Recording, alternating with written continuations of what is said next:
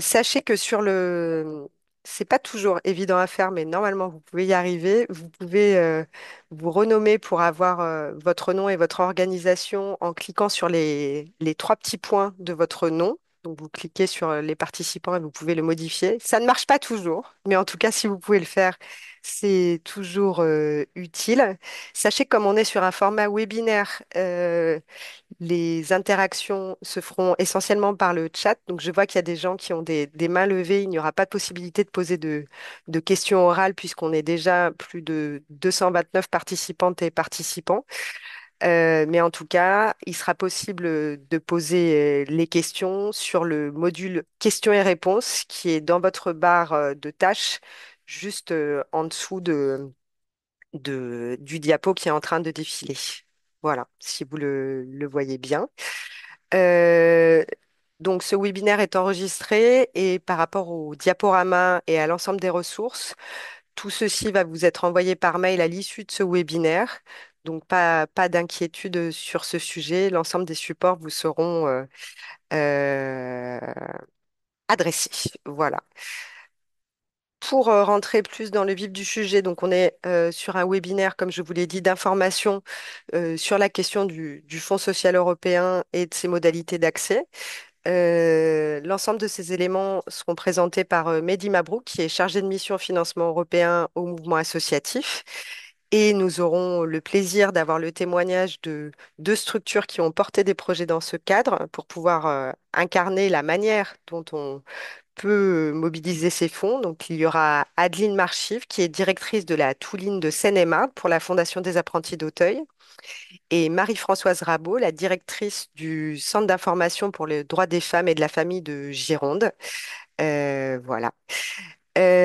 En quelques mots et sans m'apesantir plus sur le sujet, euh, je vais peut-être la slide suivante et après on reviendra là-dessus. Je vais vous présenter rapidement le mouvement associatif et pourquoi on travaille sur ces sujets-là. Le mouvement associatif est une association qui a une vingtaine d'années en association de droit et une trentaine en association de fait. Donc on a à la fois une action de plaidoyer pour promouvoir le fait associatif, faire entendre la voix des associations, mais on a aussi un travail pour animer les dynamiques associatives et travailler sur les différents sujets d'accompagnement. Et c'est dans ce cadre-là qu'on mène des actions aujourd'hui pour essayer de faciliter l'accès des associations au Fonds social européen, des structures qui peuvent intervenir sur les thématiques qui sont couvertes par le Fonds social européen, mais qui n'ont pas forcément aujourd'hui suffisamment d'informations et d'outils pour pouvoir le mettre en place. Donc ce webinaire, je reviendrai rapidement sur le déroulé, a vocation à donner ses premiers éléments, mais nous sommes sur un cycle d'information et d'animation sur le sujet qui va, à minima en tout cas, se dérouler sur l'année et demie qui suit. Donc le mouvement associatif est composé à la fois de mouvements associatifs régionaux, donc il y en a 14, 12 dans l'Hexagone et 2 dans les Outre-mer, en Martinique et à La Réunion. Et nous avons un peu plus d'une quarantaine de membres nationaux aujourd'hui qui sont membres chez nous. Et leur but en adhérant au mouvement associatif, c'est justement de participer à faire promouvoir le fait associatif, mais aussi à structurer et renforcer la voix des associations au niveau national. Voilà. Pour revenir sur la question du programme de ce webinaire, on vous le propose en deux parties. Une première partie un peu générale sur dans quoi s'inscrit le FSE+, donc pour que vous ayez un certain nombre d'éléments pour savoir dans quoi se situe cette modalité de financement. Et après, une seconde partie plus pratique avec des premiers éléments sur lesquels nous souhaitons aujourd'hui attirer votre attention pour pouvoir avoir des éléments et des clés d'analyse qui vous permettent d'aller plus loin. Et comme je vous le disais, le témoignage de nos deux intervenantes qui nous permettront d'incarner ces différents sujets. Donc, avant de laisser la parole à Mehdi Mabrouk, vous pouvez, pendant sa présentation, poser vos questions sur l'onglet questions et réponses. et on y répondra à la fin de chacune des parties en synthétisant les éléments. Voilà, donc sans plus attendre, je laisse la parole à Mehdi pour qu'il vous donne les éléments. Et Mehdi, je crois que le diapo est un petit peu trop zoomé, donc je ne suis pas certaine que tout le monde puisse absolument tout voir. Voilà, on est toujours trahi par la technique. Autrement, tu dérouleras comme ça. Je vais essayer de voir. Voilà. Ah, là, c'est encore un petit peu. Non, ça va pas mieux. C'est pas grave, autrement, il y a toujours des petits ajustements.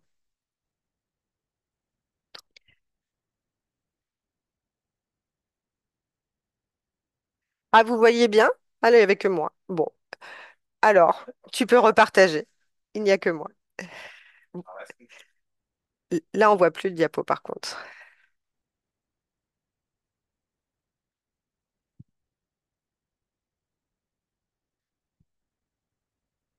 Voilà. Si tout le monde voit bien, sauf moi, tout va bien, parce que moi, je connais le diapo. Vas-y, Mehdi. Bonjour tout le monde, désolé pour ce problème, ce petit problème technique. Bienvenue à ce webinaire. Du coup, Mehdi Mabrouk, chargé de mission financement européen au sein du mouvement associatif, et j'aurai le plaisir de vous présenter et de vous introduire à la magie du FSE+. Donc, tout commence avec la politique de cohésion de l'Union européenne. Donc, l'ambition de la politique de cohésion économique, sociale et territoriale est de réduire les écarts de richesse et de développement entre les régions de l'Union européenne. Cette ambition, elle se concrétise par le soutien des actions pour améliorer le quotidien des citoyens, que ce soit par l'installation de la fibre en Bretagne ou la création d'une crèche en Corse ou encore la formation professionnelle en Île-de-France. La politique de cohésion, elle est un peu partout. Donc, tous les territoires sont concernés par cette politique. Du coup, l'Union européenne, elle détermine son budget tous les 7 ans. C'est ce qu'on appelle le cadre financier pluriannuel. Et du coup, pour la période 2021-2027, la politique de cohésion, elle se concentre sur 5 priorités. Donc, tout d'abord, une Europe plus intelligente grâce à l'innovation, la numérisation, la transformation économique et le soutien aux petites et moyennes entreprises. Une Europe plus verte ensuite et à zéro émission de carbone qui met en œuvre l'accord de Paris et qui investit dans la transition énergétique, climatique et écologique. Une Europe plus connectée qui doit donner une expression concrète, enfin dotée de réseaux stratégiques de transport, pardon. Une Europe plus sociale qui, en gros, est l'expression du socle européen des droits sociaux et qui vise à soutenir les emplois de qualité, les compétences, l'inclusion sociale et l'égalité d'accès aux soins de santé. C'est là où s'inscrit le Fonds social européen. Et enfin, une Europe plus proche des citoyens qui soutient les stratégies de développement pilotées au niveau local et le développement urbain durable dans toute l'Union européenne. Et du coup, cette politique de cohésion, elle est mise en œuvre à travers ce qu'on a des instruments financiers qu'on appelle les fonds européens structurels et d'investissement. Ils sont au nombre de 4. Donc, tout d'abord, on a le FEDER. Donc, le FEDER, c'est le Fonds européen de développement régional qui cherche à corriger les déséquilibres régionaux à travers le financement de programmes de développement local. Ainsi, il investit majoritairement dans les projets innovants au service de l'emploi, de la croissance économique et de l'amélioration de la compétitivité des PME. En France, les fonds FEDER, ils sont gérés par les régions, qui sont autorités de gestion et du coup les interlocuteurs pour les porteurs de projets. Et au sein du FEDER, on a ce qu'on appelle le programme Interreg, qui finance des projets de coopération entre les régions européennes et le développement de solutions communes. Donc, en général, on retrouve ce programme surtout dans les régions frontalières françaises, donc les Hauts-de-France ou encore la région PACA. Ensuite, on a le Fonds européen pour une transition juste qui est un nouveau fonds de la programmation européenne 2021-2027. Il accompagne la transition énergétique et industrielle des territoires concernés par de fortes émissions de CO2 dans une transition vers une économie neutre en carbone. Donc l'idée en fait c'est de que personne ne soit oublié dans dans la transition énergétique voulue par l'Union européenne. Donc pour ce faire le FTJ va financer la diversification et la modernisation de l'économie locale en limitant justement les impacts négatifs sur l'emploi. Donc pour le FTJ, le point de contact il peut être régional ou national. Donc, pour les investissements économiques principalement, le porteur de projet va se référer directement aux appels à projets des conseils régionaux.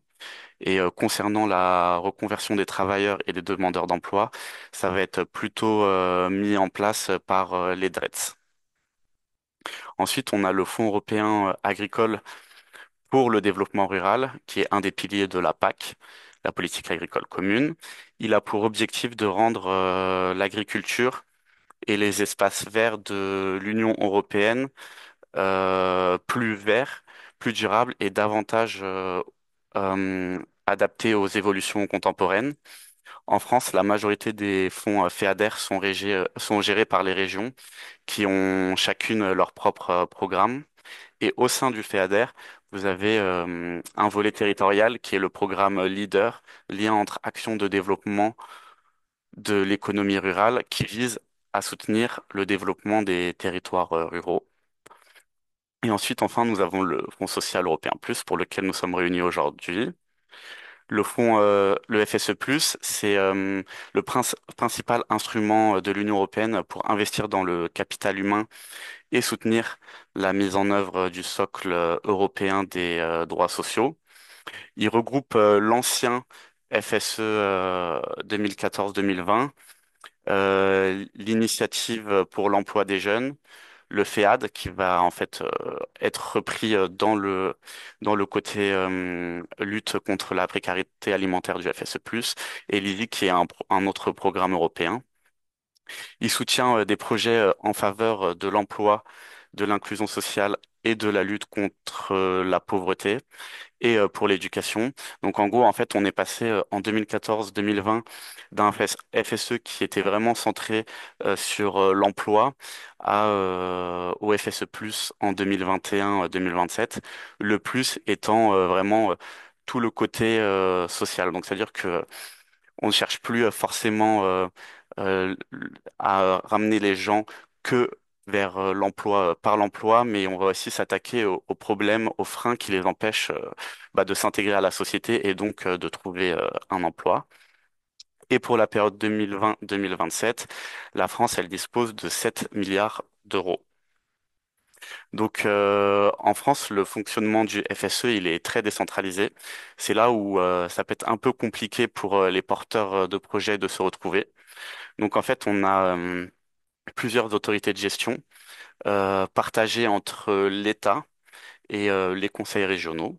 Donc 65% de l'enveloppe du FSE+ en France sont gérés par l'État, un tiers au niveau national et géré par le ministère du Travail et deux tiers par les services déconcentrés.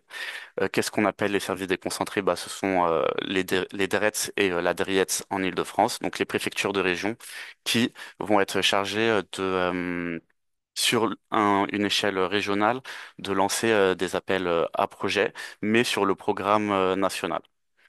Donc, il faut pas confondre du coup avec les 35 autres pourcents du FSE+, qui sont gérés directement par les régions sur leurs propres compétences. Donc, ça va être la création d'entreprises, le décrochage scolaire ou la formation professionnelle. Donc, de ce qu'on peut comprendre, c'est qu'il y a deux programmes nationaux et du coup 17 programmes régionaux, donc un programme par région. Donc, on a d'abord le programme national Emploi, Inclusion, Jeunesse et Compétences qui est piloté par la Direction générale à l'emploi et à la formation professionnelle, donc qui est rattaché au ministère du Travail. Et c'est là où on va retrouver la plus grande enveloppe et les principales priorités. Et ensuite, on a un programme national Soutien européen à l'aide alimentaire qui, lui, va être porté par la Direction générale de la cohésion sociale. Et ensuite, on a, comme je vous avais dit, en fait, les conseils régionaux, ils sont aussi autorités de gestion du FEADER et du FEDER. Et du coup, on a pour chaque région un programme régional FEDER FSE+, qui est piloté par le conseil régional pour le renforcement des compétences des demandeurs d'emploi, de la création d'entreprises et de l'orientation. Donc, voilà, on voit que c'est un peu partagé et il y a d'autres acteurs qui viennent s'ajouter à tout cela. Ce sont les organismes intermédiaires. Donc en fait, chaque autorité de gestion, que ce soit l'État ou les régions, vont pouvoir déléguer une partie de leur enveloppe à des organismes intermédiaires. Donc ils vont pouvoir lancer leur propre appel à projet et subventionner. Donc au niveau national, les organismes intermédiaires de l'État, ça va être l'AVIS et France Travail. Et au niveau régional, on va avoir plutôt les conseils départementaux, mais qui vont être organismes intermédiaires de la DRIETS, donc qui est la préfecture de région, et les PLI et les métropoles. Donc, comment fait-on pour trouver le bon guichet? Parce que ça peut être compliqué entre les programmes régionaux et les deux programmes nationaux. Donc, pour vous positionner sur le bon programme, il faut identifier la priorité et l'objectif spécifique correspondant au mieux à votre projet. Ça, j'y reviendrai plus tard dans la présentation, donc ça va vous permettre de vous positionner. Mais pour vous faciliter la tâche, on a créé au sein du mouvement associatif un répertoire des services gestionnaires, donc avec les adresses mail et les contacts téléphoniques quand on a pu les trouver de tous les services gestionnaires, que ce soit au niveau de l'État, dans ses services déconcentrés, donc dans les DRIETS, et dans les conseils régionaux. Après, ce que vous pouvez faire pour le conseil régional, c'est de taper l'Europe en plus la région, par exemple l'Europe en Île-de-France, et vous allez pouvoir tomber sur le site du conseil régional qui explique tout sur les fonds européens gérés à leur niveau. Donc, et ça permet aussi de connaître les appels à projets qui sont en cours. Parce que le problème, enfin la difficulté, c'est que on n'a pas aujourd'hui de site qui centralise tous les appels à projets, que ce soit les appels à projets régionaux ou nationaux. Donc, les appels à projets régionaux sont sur les sites des régions et les appels à projets nationaux sont sur le site fse.gouv.fr/ les appels à projets. Mais là où c'est encore plus difficile, c'est que, comme je vous ai dit, euh, le FSE national, il peut être géré au service, enfin au niveau déconcentré, donc au niveau des DRETS, et les appels à projets des DRETS ne sont pas sur les sites des régions, ils sont bien sur fse.gouv.fr. Donc il faut faire attention. Et du coup, si votre projet il a une dimension nationale ou intra-régionale, il faut s'adresser à la mission des projets nationaux de la DGFP. Donc là, on parle bien des projets qui sont soit sur plusieurs régions ou soit sur la France entière. Et par contre, si votre projet il a une dimension régionale, là, il faudra s'adresser au service FSE de la DRETS en question ou de la DRIETS en Île-de-France. De l'eau.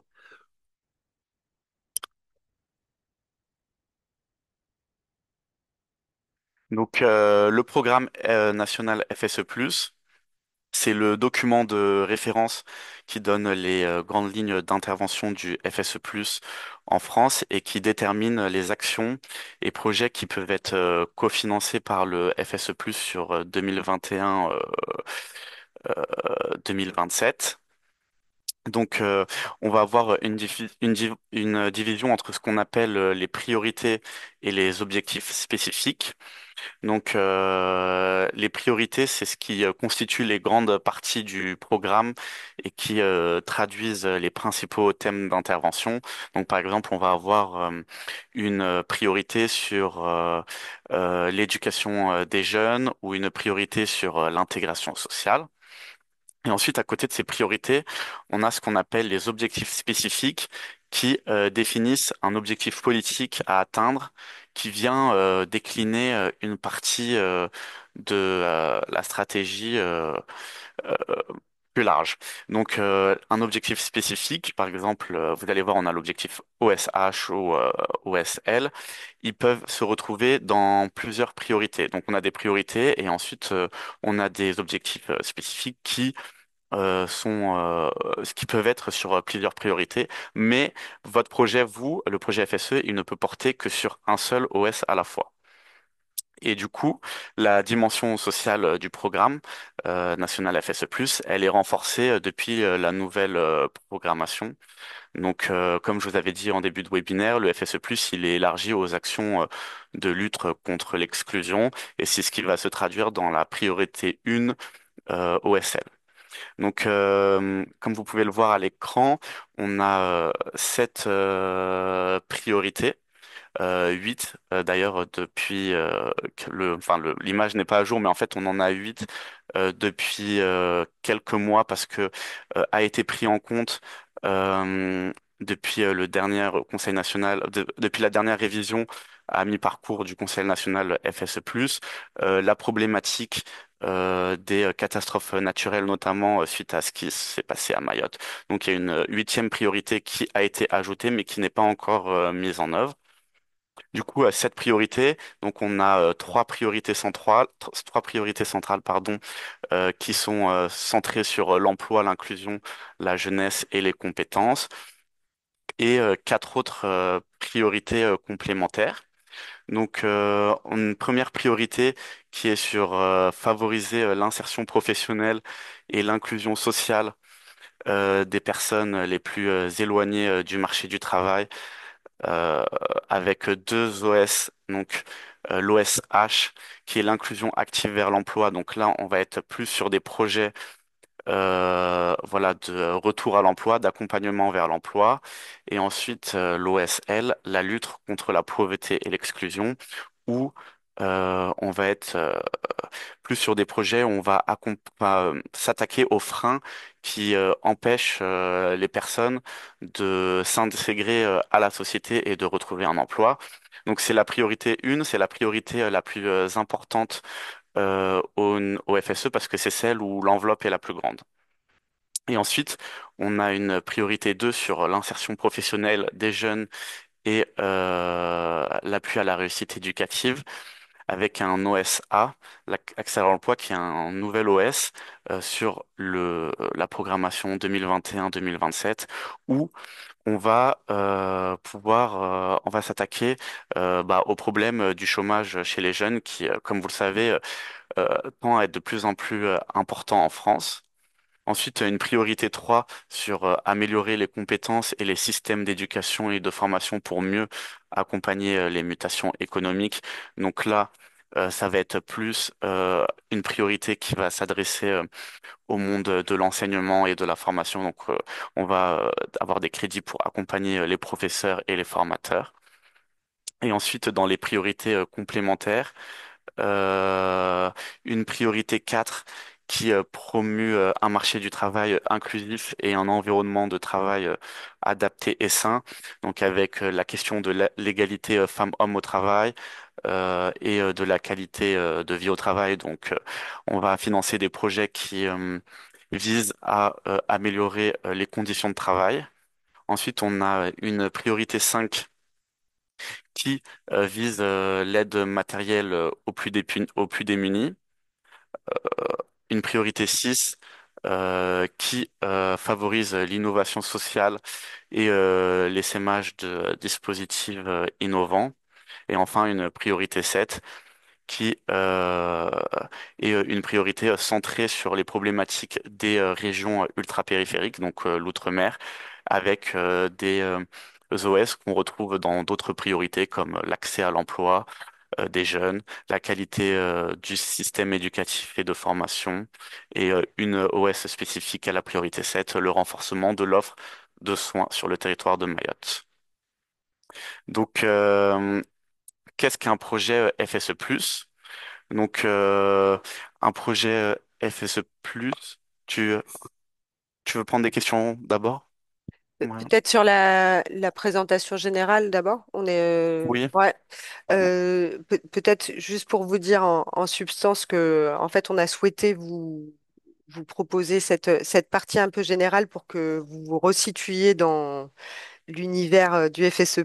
On a bien conscience que c'est un peu complexe, mais en tout cas, c'est vraiment pour vous guider pour arriver à cibler le projet concerné.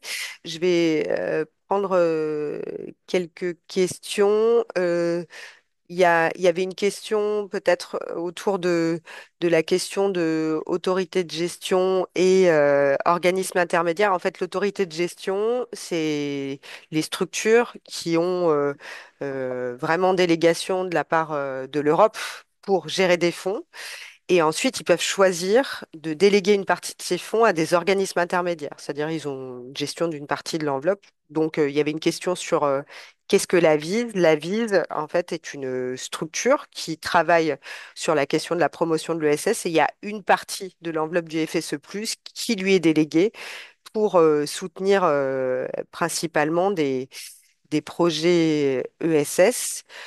Euh, pour ce qui est, alors je regarde pour ce qui est des priorités, on en a parlé en fait, les priorités et les OS, ça, on vous a donné les éléments. On va peut-être pas revenir en détail du détail sur les OS.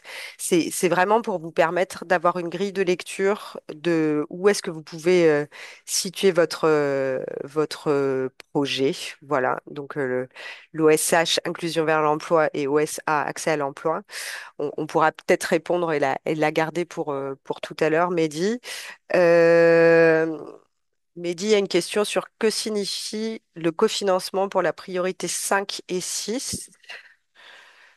Alors, sur le enfin sur l'image, il y a alors cofinancement 85% et cofinancement 95%.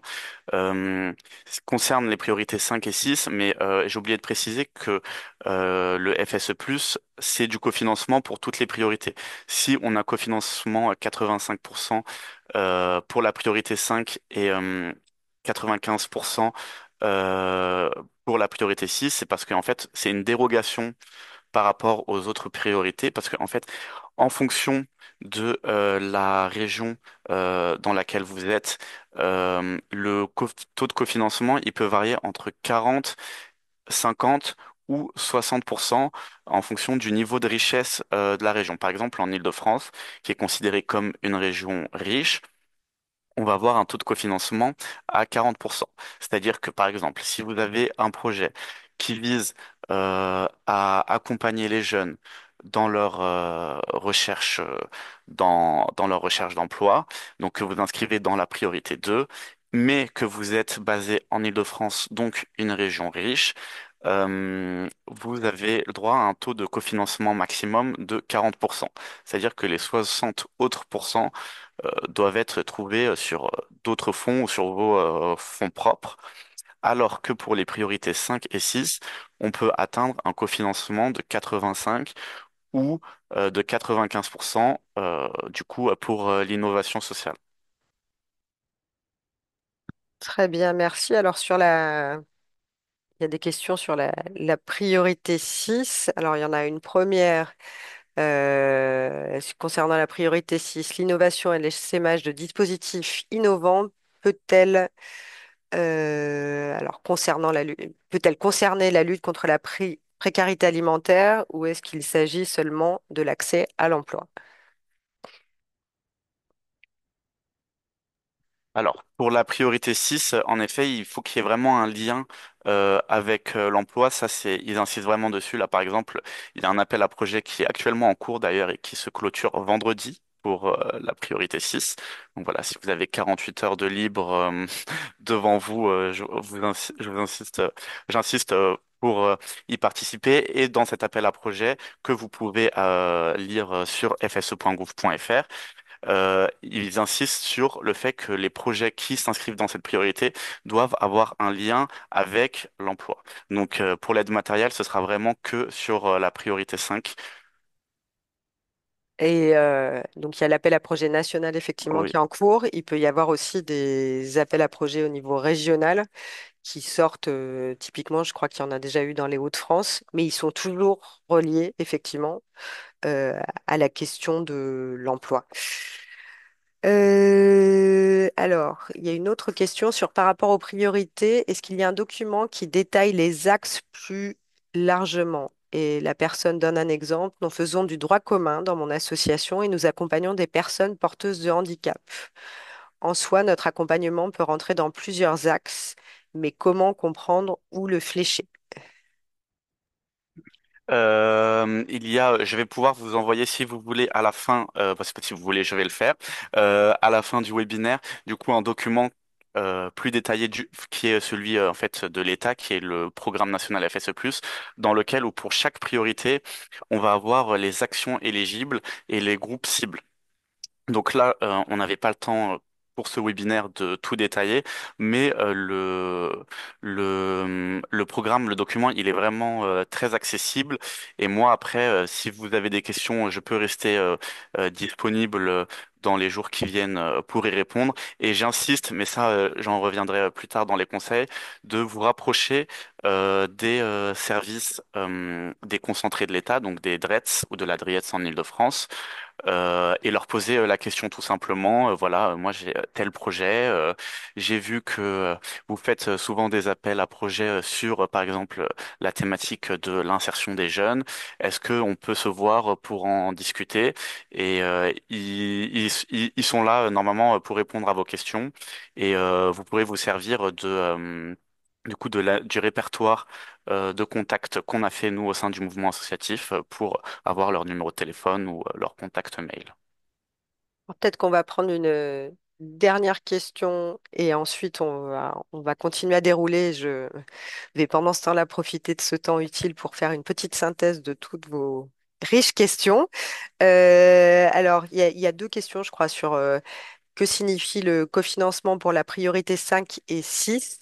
Alors, en fait, la question des cofinancements, en règle générale, c'est à quel niveau le FSE+ peut cofinancer votre projet. Donc, par exemple, pour la priorité 5, sur l'aide matérielle, le FSE+ peut cofinancer votre projet à hauteur de 85%. Ça veut dire que vous devez trouver 15% complémentaires, en toute logique. Je ne sais pas si c'est plus simple comme ça. N'hésitez pas à poser des questions. Et globalement, mais Mehdi va y revenir, le montage d'un FSE, enfin d'un projet FSE+, nécessite la mobilisation de cofinancement. Il n'y a pas de financement possible à 100% du projet. Mehdi, je te laisse poursuivre et je fais ce petit travail de synthèse de questions pendant ce temps-là. Alors, donc, qu'est-ce qu'un projet FSE+? Donc, comme Marion vient de l'expliquer, le FSE+, il s'inscrit vraiment dans une logique de cofinancement. Donc, en fait, le FSE+, il va apporter une valeur ajoutée au projet. En fait, il va intervenir comme dernier financeur pour soutenir des actions non encore achevées et maximiser ainsi leur impact. C'est-à-dire que si vous avez un projet qui est en cours ou que vous voulez commencer, euh, en fait, il faut vous trouver d'abord d'autres financeurs ou vos fonds propres pour ensuite candidater à un appel à projet FSE+, car de toute façon, il n'y a pas de cofinancement à 100%. Comme vous avez pu le voir, le maximum, c'est pour la priorité 6 à 95%, mais ça veut dire qu'il faut quand même trouver les 5% restants, sachant que, comme je vous l'avais bien dit, enfin, la plus grosse enveloppe, elle est concentrée sur la priorité 1, Donc là, on a des cofinancements qui varient de 40 à 60%. Du coup, le FSE+, il s'inscrit dans une logique de gestion de projet, c'est-à-dire que votre projet, enfin, c'est-à-dire que le FSE+, il va pas accorder directement d'aide aux bénéficiaires finaux du projet. C'est-à-dire que, par exemple, si vous accompagnez des jeunes, le FSE+, ne va pas venir donner une allocation à chaque jeune que vous accompagnez pour qu'il puisse s'intégrer dans le marché du travail. Non, ce que le FSE+ va faire, c'est financer les projets qui vont être portés par ces structures au niveau local ou national.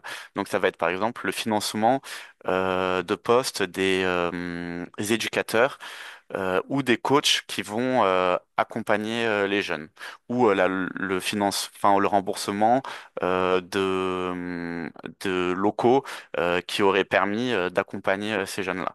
Donc ça c'est important parce qu'il y a beaucoup de gens qui pensent que ils vont pouvoir recevoir une enveloppe et ensuite la distribuer à chaque jeune qui accompagne. Non, parce que comme je vous l'ai dit, bah en fait le FS+ il va apporter une valeur ajoutée au projet, surtout que comme je l'ai précisé, c'est en dernier financeur. Donc, c'est-à-dire que vous aurez l'argent que après avoir déposé un bilan à la fin du projet, même si après il y a un système d'avance et d'acompte, mais voilà, il faut se dire que vous n'allez pas recevoir une enveloppe pour ensuite faire le projet, non. C'est d'abord vous faites un projet et vous demandez, vous déposez un bilan qui va vous permettre d'avoir un remboursement des sommes enfin des sommes avancées pour le projet. Donc, ce projet, il ne doit pas être achevé à la date de dépôt de la demande de financement, mais il peut déjà avoir débuté. Donc, par exemple, si là, vous souhaitez faire un projet, il peut soit avoir commencé depuis début 2025, soit ne pas avoir commencé et du coup, ce sera dans le futur. Mais en fait, chaque appel à projet a un calendrier précis. Donc ça, c'est très important de vous renseigner quand vous êtes sur fse.gouv.fr, de regarder les dates qui sont inscrites sur l'appel à projet pour voir si votre action peut s'inscrire dedans. Donc ensuite, après, un projet FSE, ça reste un projet comme on peut retrouver dans n'importe quel domaine. Donc c'est un ensemble d'actions organisées en étapes. Ça, c'est très important parce que dans la demande de subvention, ils vont vous demander les étapes qui sont prévues pour le projet et l'objectif surtout. C'est-à-dire qu'il y a des résultats qui sont attendus et votre projet, il doit s'inscrire dans une démarche qui permet d'atteindre ces résultats. Donc, comme je l'ai dit, un projet, il est déposé en réponse à un appel à projet. Donc, soit sur les sites web des conseils régionaux, soit sur fse.gouv.fr. Donc, il y a des appels à projet un peu tout le temps. Donc, je vous conseille vraiment de regarder les différents sites. Par exemple, si vous êtes en Nouvelle-Aquitaine, de taper l'Europe en Nouvelle-Aquitaine et sur fse.gouv.fr, vous pouvez choisir les critères géographiques et il y a un critère région, donc mettre Nouvelle-Aquitaine. Donc voilà, vous êtes sur les deux sites web et vous regardez les différents appels à projets, notamment les appels à projets qui sont passés parce que en général, ils reviennent chaque année, donc ça va vous permettre d'anticiper le projet, même si par exemple là, on est en septembre et qu'il y a un appel à projet qui vous intéresse, mais qui a expiré en juin. Ne vous dites pas qu'il va jamais revenir. Et en fait, il va sûrement revenir en juin de l'année prochaine. En général, c'est assez cyclique, donc ça va vous permettre d'avoir un petit temps pour préparer tout cela. Et du coup, un projet au niveau du FSE, bah, ça correspond à une opération ayant un début et une fin. Donc, le FSE plus, il va pas vous financer ad vitam aeternam. Donc, comme je vous l'ai dit, c'est pour une limite bien précise, une limite temporelle bien précise et qui nécessite la mise en œuvre de ressources humaines et matérielles spécifiques pour sa réalisation. Donc, ça va être des dépenses de personnel, de prestations. Donc, il y a plusieurs étapes que va suivre votre projet FSE+. Donc d'abord, on a une première étape qui est la demande de financement FSE+, en réponse à un appel à projet. Donc c'est ce qu'on appelle la demande de subvention. Elle se passe. Alors, c'est là où c'est compliqué. Pour les appels à projet des régions, ça va être sur leur propre site. Et pour les appels à projet du programme national de l'État, ça va être sur un site qui s'appelle Ma Démarche FSE.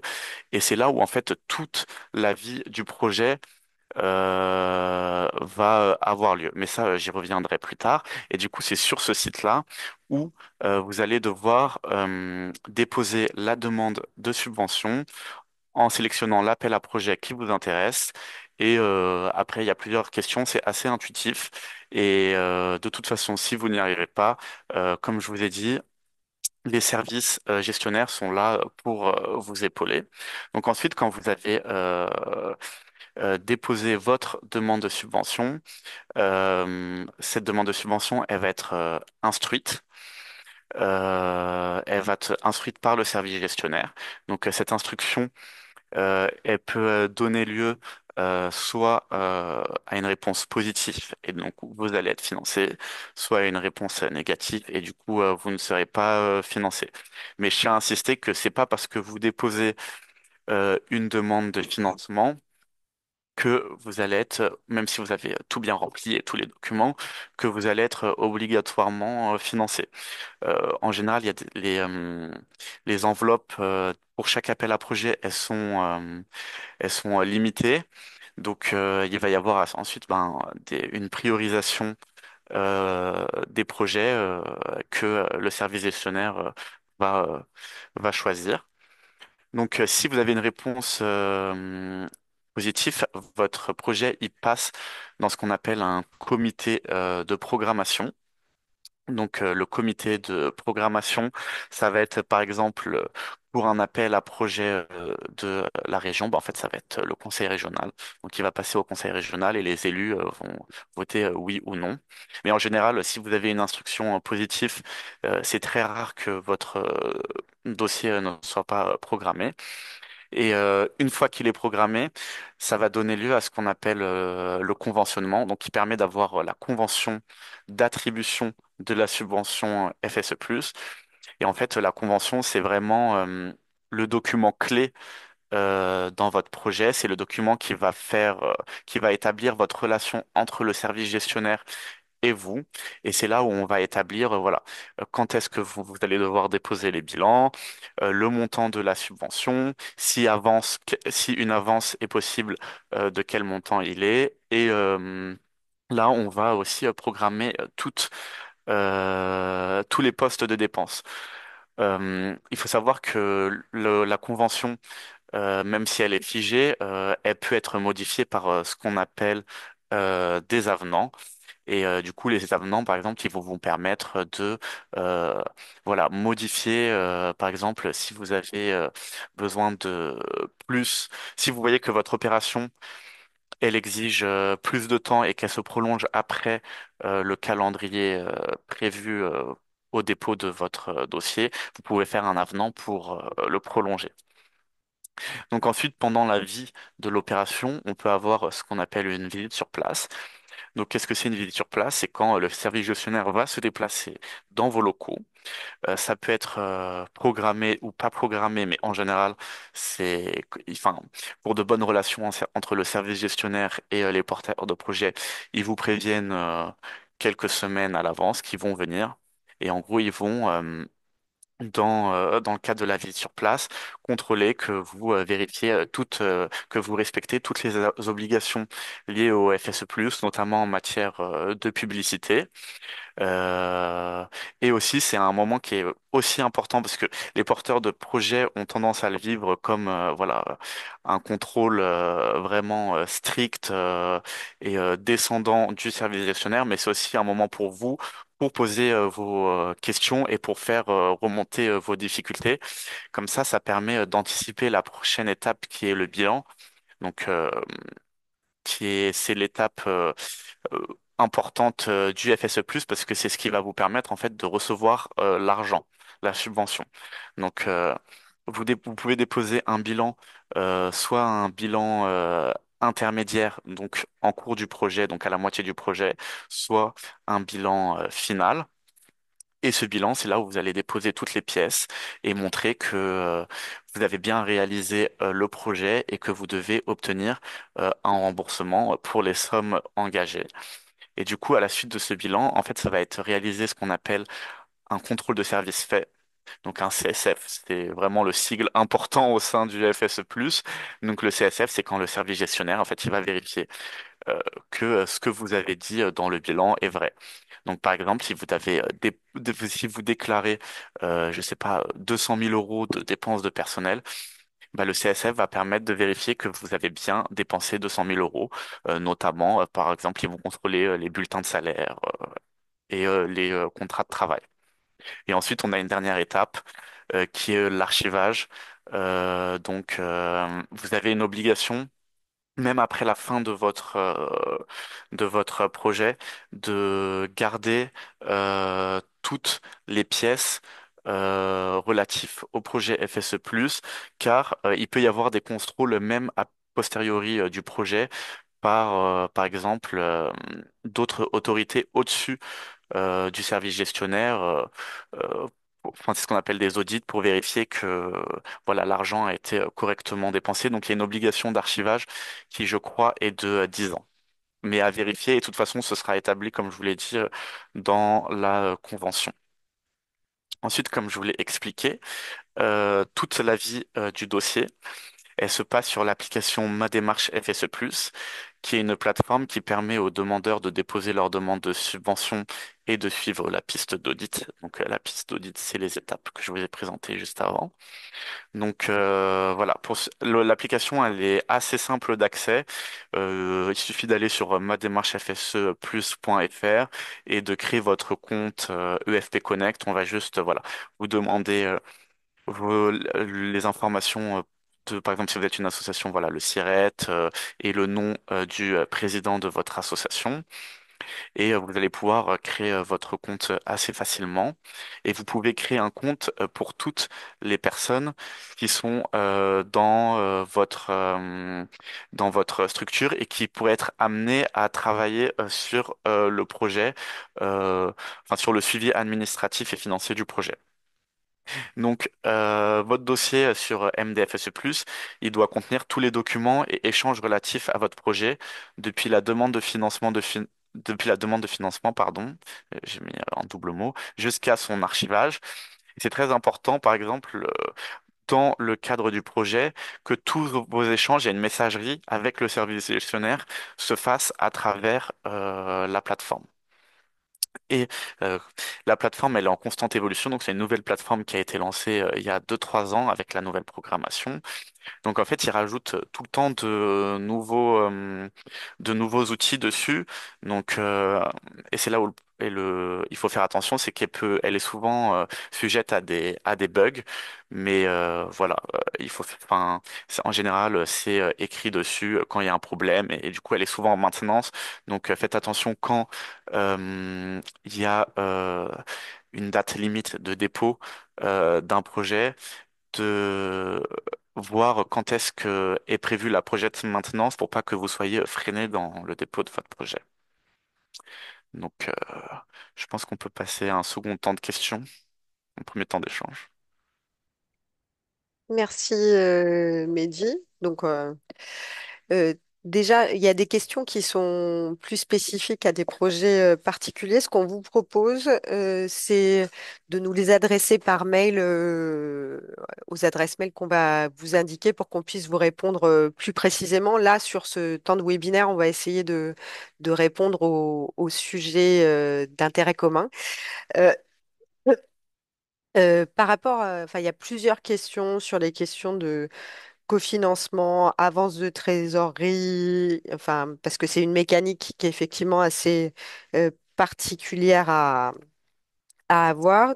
Donc, peut-être en préalable et avant de passer la parole à Mehdi, le FSE+, si on est porteur de projet de manière autonome, ça nécessite quand même d'avoir une certaine assise financière au départ, de disposer plutôt d'une comptabilité analytique et d'avoir un petit peu de trésorerie pour répondre à certaines questions qui ont été posées. Et il y a une avance qui est prévue au début du projet, quand il est cofinancé, de l'ordre de 20 à 30 si mes souvenirs sont bons.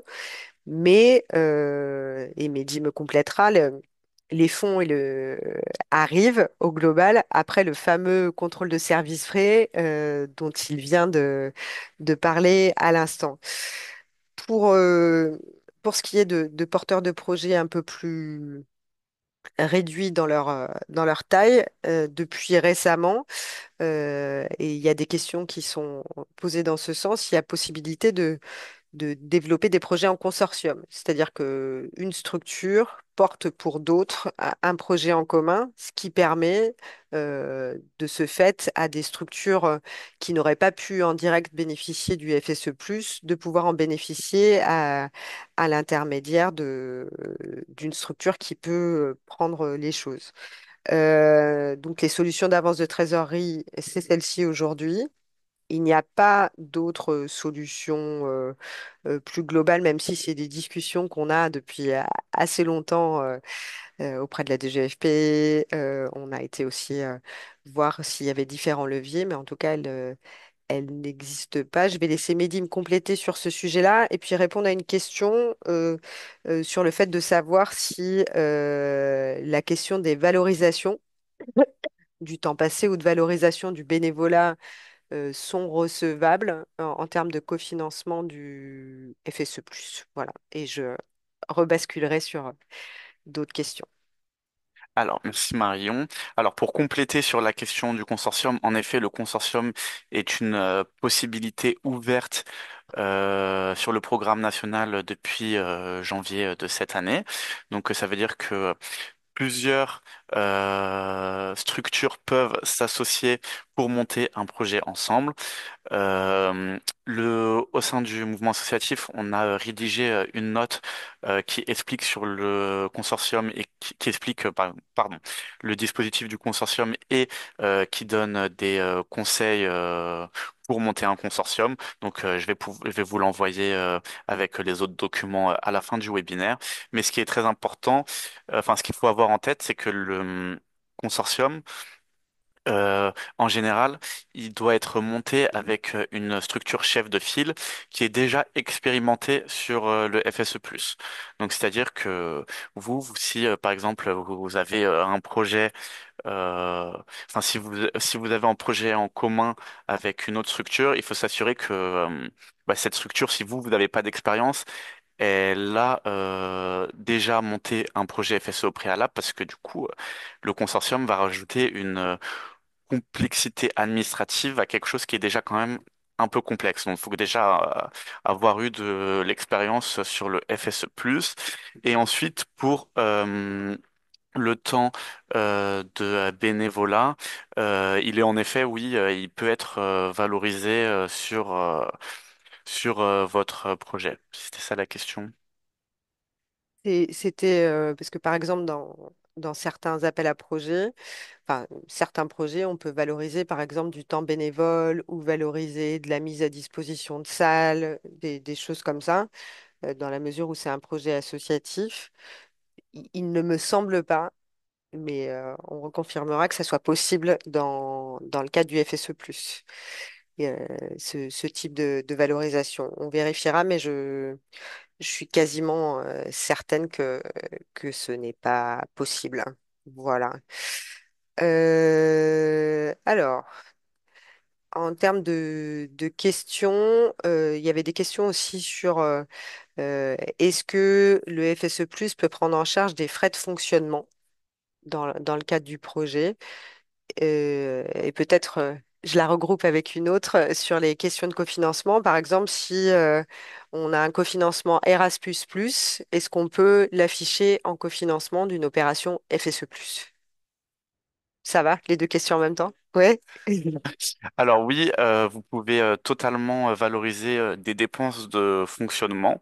Mais pour vous simplifier la tâche, en fait, a été mis en place ce qu'on appelle des forfaits. Donc, il y a plusieurs forfaits, des forfaits de 7, 15 et 40 pour cent qui permettent en fait de prendre euh, en compte les coûts indirects, les dépenses indirectes sans avoir à les justifier. Je m'explique parce que ça peut paraître complexe. Par exemple, si vous avez des dépenses de personnel de 100 000 euros, vous pouvez avoir le droit à un forfait de 40% qui s'applique sur ces dépenses de personnel.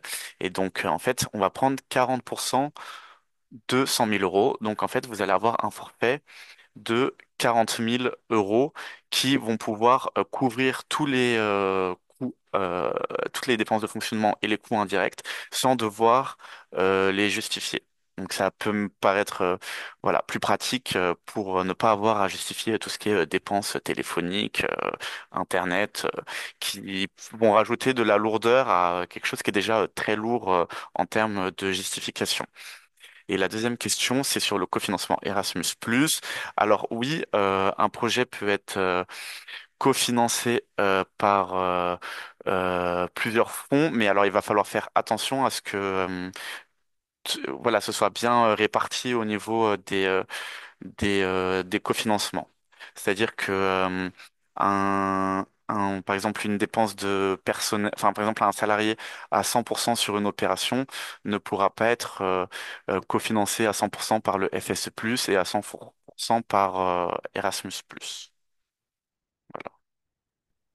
Merci, Mehdi. Peut-être une précision, par contre, les projets FSE+ ne peuvent pas financer que du fonctionnement. C'est-à-dire qu'il est nécessaire d'avoir un projet sur un sujet, par exemple l'insertion des jeunes.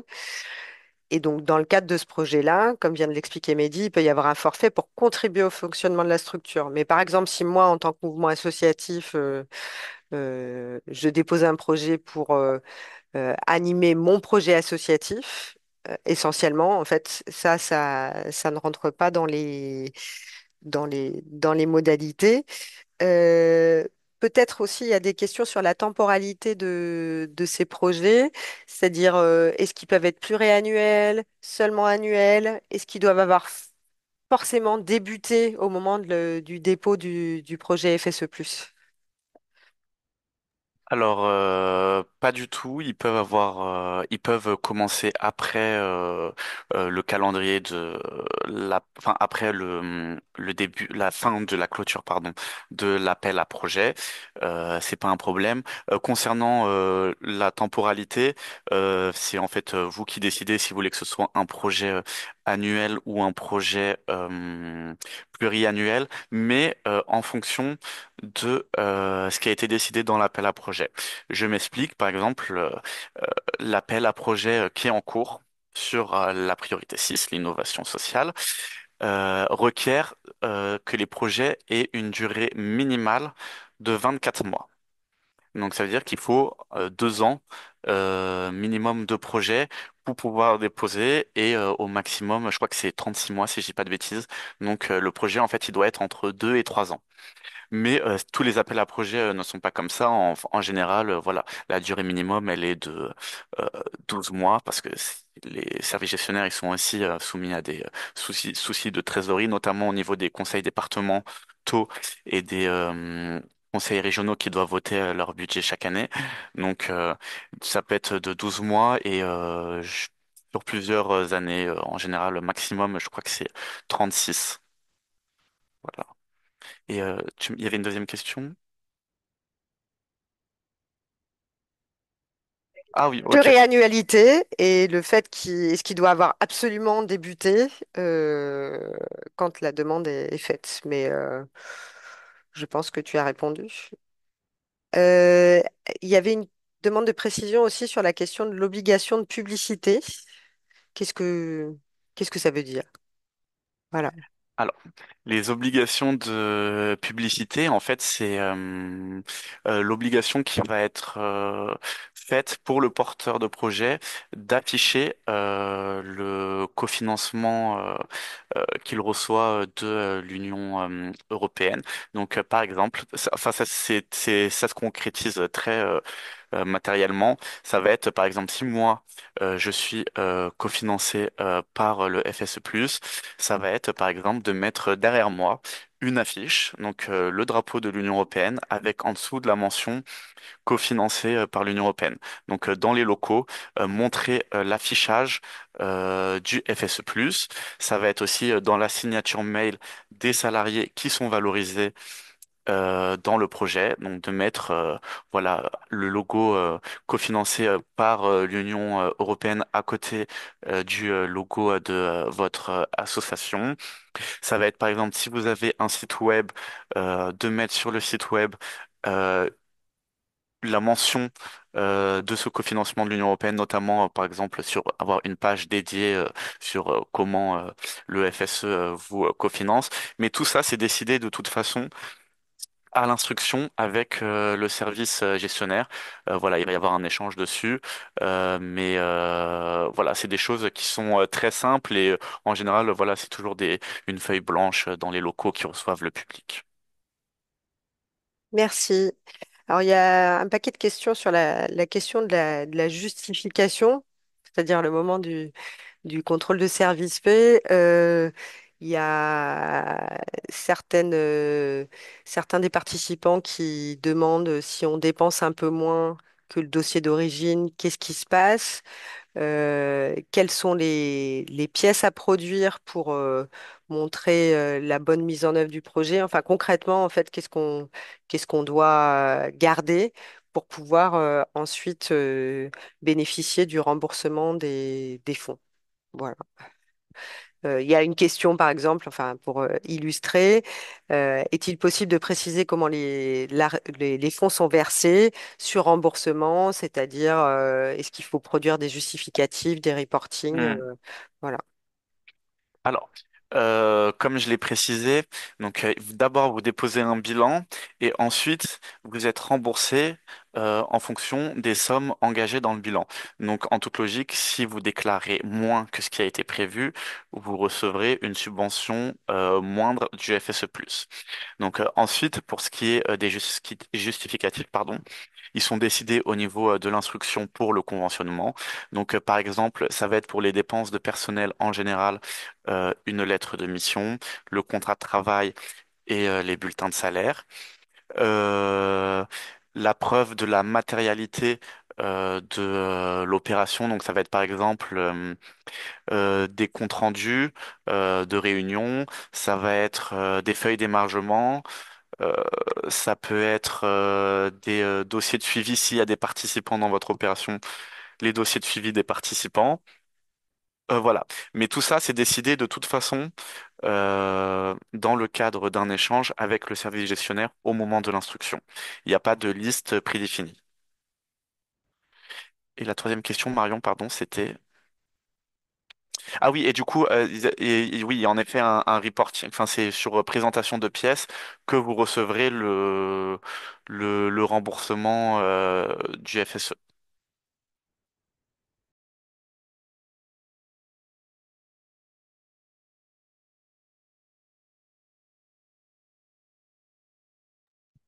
Vous ne m'entendez pas, je suis muette, pardon. C'est- Il y a une question sur les formes juridiques qui peuvent prétendre à ce financement. Est-ce que c'est seulement les associations, les SCOP, les sociétés commerciales agréées ESUS? Voilà. Est-ce qu'il y a une typologie de structure? Voilà. Alors là, je vous invite à... c'est différent selon chaque priorité. Donc c'est là où vous allez devoir vous référer au programme national qui vous sera envoyé après ce webinaire. Mais en général, c'est défini dans l'appel à projet. Donc dans l'appel à projet, vous allez avoir en gros les structures qui peuvent être éligibles à l'appel à projet en question. Merci. Il y a une question pour savoir comment on peut faire une veille sur les appels à projets portés par les organismes intermédiaires. Comment on peut informé le plus efficacement sur ce sujet.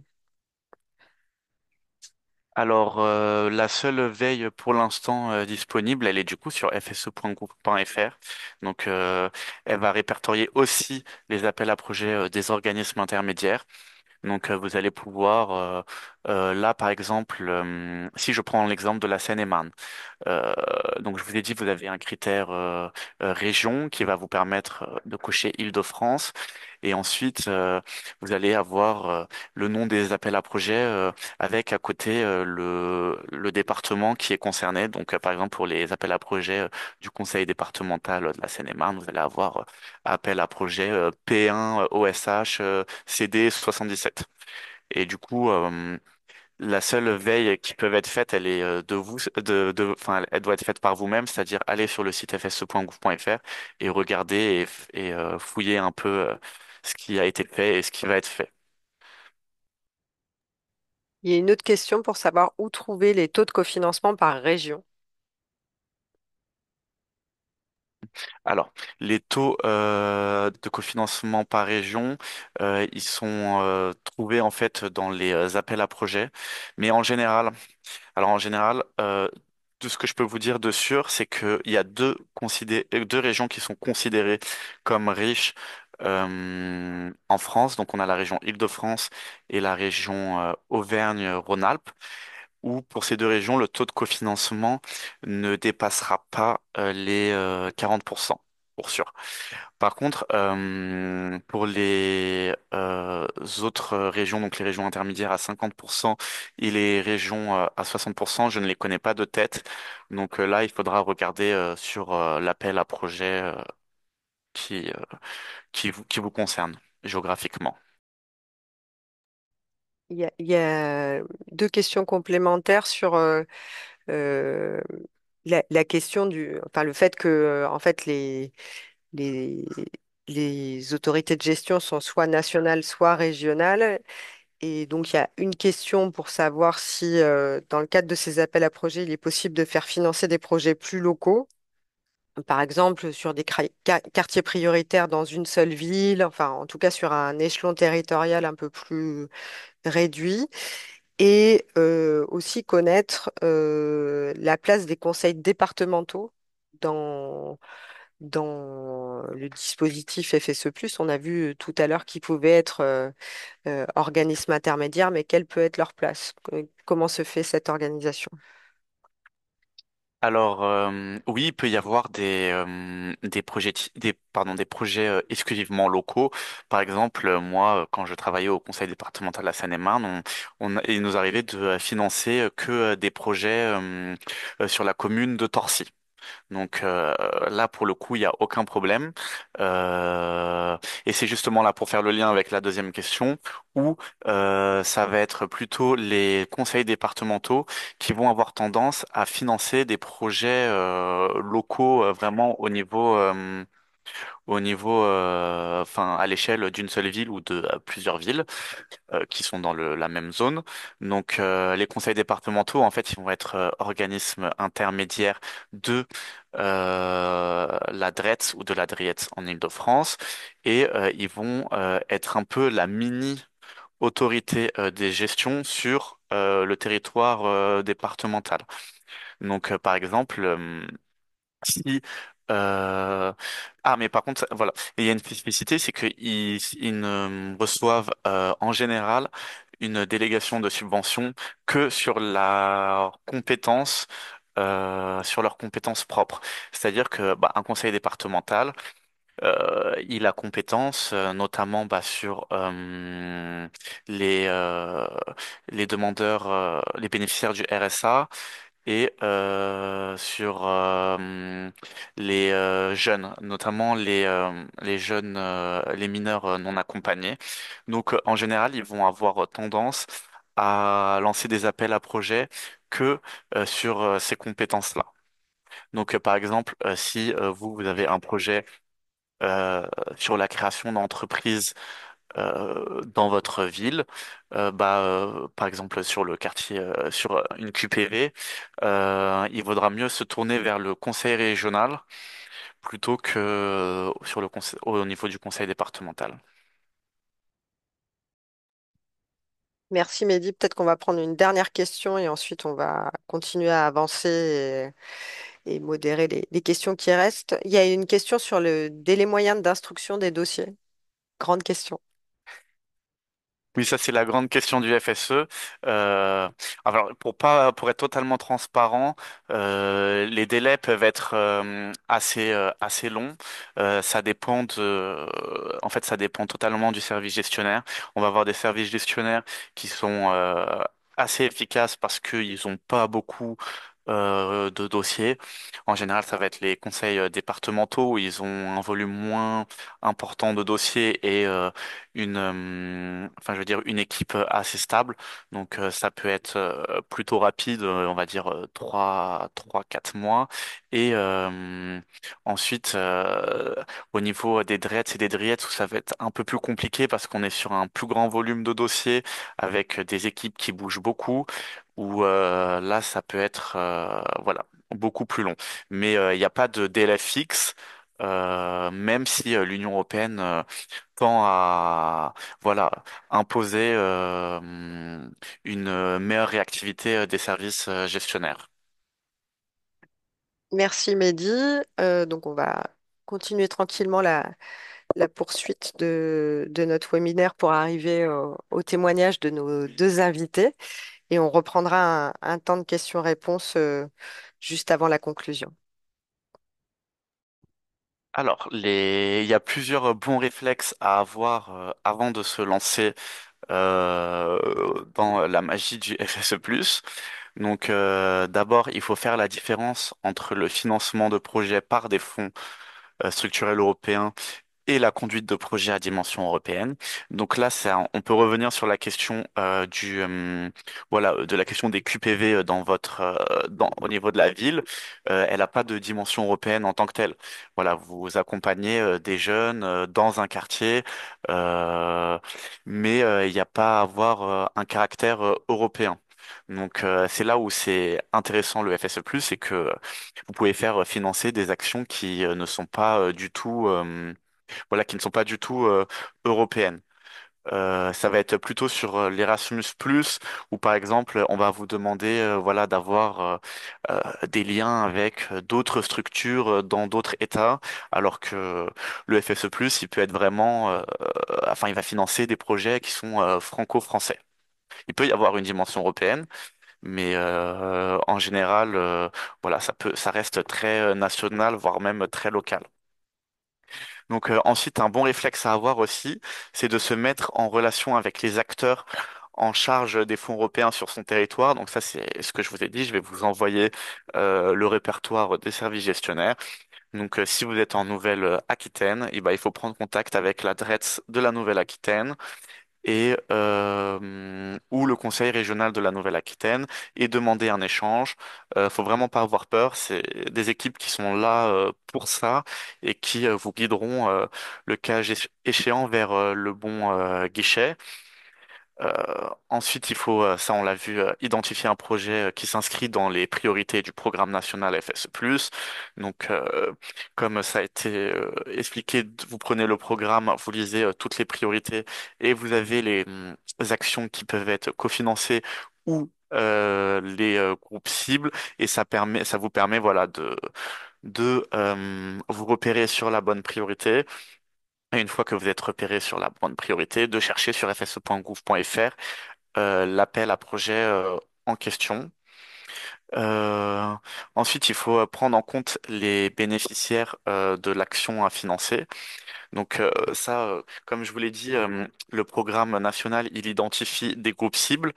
Donc il faut que si vous avez un projet sur, par exemple, la priorité 2 qui vise les jeunes, dans le groupe cible, on va avoir les jeunes NEET de moins de 30 ans, par exemple, dans les groupes cibles qui vont être visés.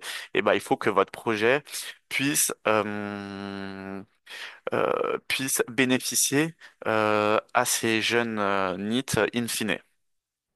Ensuite, comme Marion l'a dit tout à l'heure, il faut s'assurer que votre structure, elle ait la capacité à gérer des fonds européens, donc avoir bah voilà, l'assise financière, parce que comme on l'a dit, ça ne vient que en remboursement, donc il faut être capable de pouvoir avancer des frais d'abord, même s'il y a un système d'avance, mais euh, il faut voilà, avoir une trésorerie plutôt solide. Et enfin, il faut se tenir prêt à respecter, pardon, les exigences posées aux porteurs de projets. Donc, ça va être notamment, voilà, comme je l'ai dit, expliquer les obligations de publicité, de suivi du temps de travail, qui sont très importantes et qui vont être vérifiées, notamment lors du contrôle de service fait. Donc, c'est vraiment pas des détails qui sont à négliger, sachant, pardon, que maintenant, même pour les obligations de publicité, il peut y avoir une pénalité financière, c'est-à-dire qu'on va vous soustraire une partie de la subvention à laquelle vous aurez le droit si vous n'avez pas respecté et si vous n'avez pas, pardon, respecté les obligations de publicité. Mais comme je vous l'ai dit, elles sont assez simples en général. Voilà, c'est une affiche collée dans les bureaux, la signature mail et une information donnée aux bénéficiaires qui sont suivis dans le cadre du projet. Donc, on va pouvoir donner la parole à notre première témoin, donc Madame Adeline Marchive, que je vais laisser se présenter et présenter son projet. Merci, bonjour à tous. Donc, Adeline Marchive, moi je suis directrice d'un dispositif qui s'appelle la Touline en Seine-et-Marne. Rapidement, de présentation, la Touline est un dispositif porté par la Fondation Apprentis d'Auteuil qui a été pensé en 2016 et puis déployé sur plusieurs départements, qui a pris une ampleur aujourd'hui et qui se veut d'accompagner les jeunes sortant de la protection de l'enfance, donc d'un service de prise en charge aide sociale à l'enfance. Nous concernant, donc on a monté le dispositif en 2020 sur un modèle expérimental avec très peu de financement et du financement surtout de mécénat. L'État est venu un peu nous chercher en nous disant que on se retrouvait avec beaucoup de jeunes sortant de protection de l'enfance et faisant appel au 115. Donc on a augmenté notre dispositif avec un financement État passant actuellement à 5 ETP et 250 jeunes, 250, 260 jeunes suivis simultanément sur le département. Le principe étant surtout de faire de l'aller vers, donc on se déplace là où se trouve le jeune et de pratiquer la libre adhésion. Pour compléter ce dispositif, donc on a fait appel aux fonds européens qui initialement étaient financés sur du national, mais au vu de l'ampleur qu'a pris la Touline de Seine-et-Marne, alors petit dispositif certes, mais sur du national un peu plus important. On a aujourd'hui contribué à du FSE départemental et on répond donc sur un FSE pluriannuel. Et effectivement, pour rebondir sur les questions qui ont été posées auparavant, il a fallu surtout nous qu'on revoie tous nos process dans la mise en œuvre de ce FSE et notamment tous nos outils. Les jeunes qui sont accompagnés sont vus de manière plutôt formelle, mais pas forcément dans le cadre d'un entretien social. On peut les rencontrer le temps d'un midi parce que c'est leur pause repas avec leur employeur et on va manger un bout avec eux et du coup il y a plein de choses qui s'y passent. Sauf que pour justifier de l'éligibilité de ce jeune dans le FSE, il va falloir qu'on puisse nous apporter des pièces justificatives. Et donc le FSE, aujourd'hui, on a repensé avec des grilles d'entretien, avec des attestations de présence sur des entretiens. Alors, entretien téléphonique, entretien physique. Voilà. Donc, il a fallu qu'on repense tous nos outils de façon à pouvoir justifier l'éligibilité des jeunes pour le FSE. Et effectivement, on avance les fonds. Le FSE nous redonne la partie réservée qu'une fois que le contrôle a bien été effectif et validé. Autre grande difficulté, c'est que donc ce dispositif a été aujourd'hui financé en partie dans le cadre du CDPPE, donc Conseil départemental État. Et pour pouvoir justifier des financements FSE, on nous demande une attestation de cofinancement. Donc le FSE utilise ce terme de cofinancement comme si le financeur principal était cofinanceur de l'activité. Ce qui peut parfois poser des difficultés, tout simplement obtenir cette attestation de cofinancement. Donc moi, si je peux donner aussi un conseil avant de rentrer dans du FSE, c'est pour les établissements, les structures, les dispositifs qui bénéficient déjà de financement, c'est peut-être de se rapprocher des financeurs pour voir avec eux, leur dire, voilà, on va demander un fonds européen. Dans le cadre de ce fonds européen, il y aura des attestations de cofinancement à fournir et voir comment il est possible de pouvoir fournir ces attestations de manière annuelle. Parce qu'aujourd'hui, nous, on est en difficulté pour obtenir certaines attestations, ce qui peut bloquer le projet et bloquer les financements européens. Donc voilà. Au-delà d'apposer le logo du FSE, ce qui est important à mon sens de retenir, c'est vraiment de penser tous les outils en amont pour ne pas se retrouver dans une surcharge de travail au moment du dépôt des bilans. Et puis pensez bien vraiment à accorder un temps administratif assez conséquent aux équipes qui sont sur place pour justifier des actions, alors que ce soit les travailleurs sociaux ou d'autres équipes. Nous, on a dû reprendre un temps administratif dédié pour pouvoir déposer les documents sur la plateforme, pour pouvoir s'assurer qu'on ait l'ensemble des pièces justificatives, qu'en cas de contrôle, on puisse donner. Et quand je parle de pièces justificatives, on en est à ressortir des mails, des preuves d'échange avec certains partenaires, etc. Donc, c'est un temps administratif qui est très conséquent et un suivi qui est assez important et notamment sur aussi la veille, puisqu'on en parlait tout à l'heure, puisque les projets sont amenés à évoluer dans le temps et que le projet sur lequel nous, on a répondu en 2023 est légèrement différent de celui sur lequel on répond en 2025. Donc, il faut pouvoir réadapter tout ça. Donc, voilà, je ne sais pas s'il y a des questions vis-à-vis de ça. J'ai fait une présentation très succincte de la Touline, mais je me suis surtout attardée sur la question du FSE. Merci beaucoup. Peut-être qu'on va enchaîner sur le témoignage de la seconde personne. Merci beaucoup, Adeline. Marie-Françoise, on peut vous passer la parole concernant le second projet?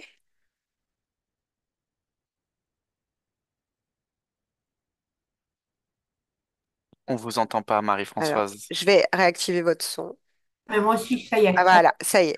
Allez-y. Donc, je suis Marie-Françoise Rebaud et je suis donc directrice du CIDF Gironde.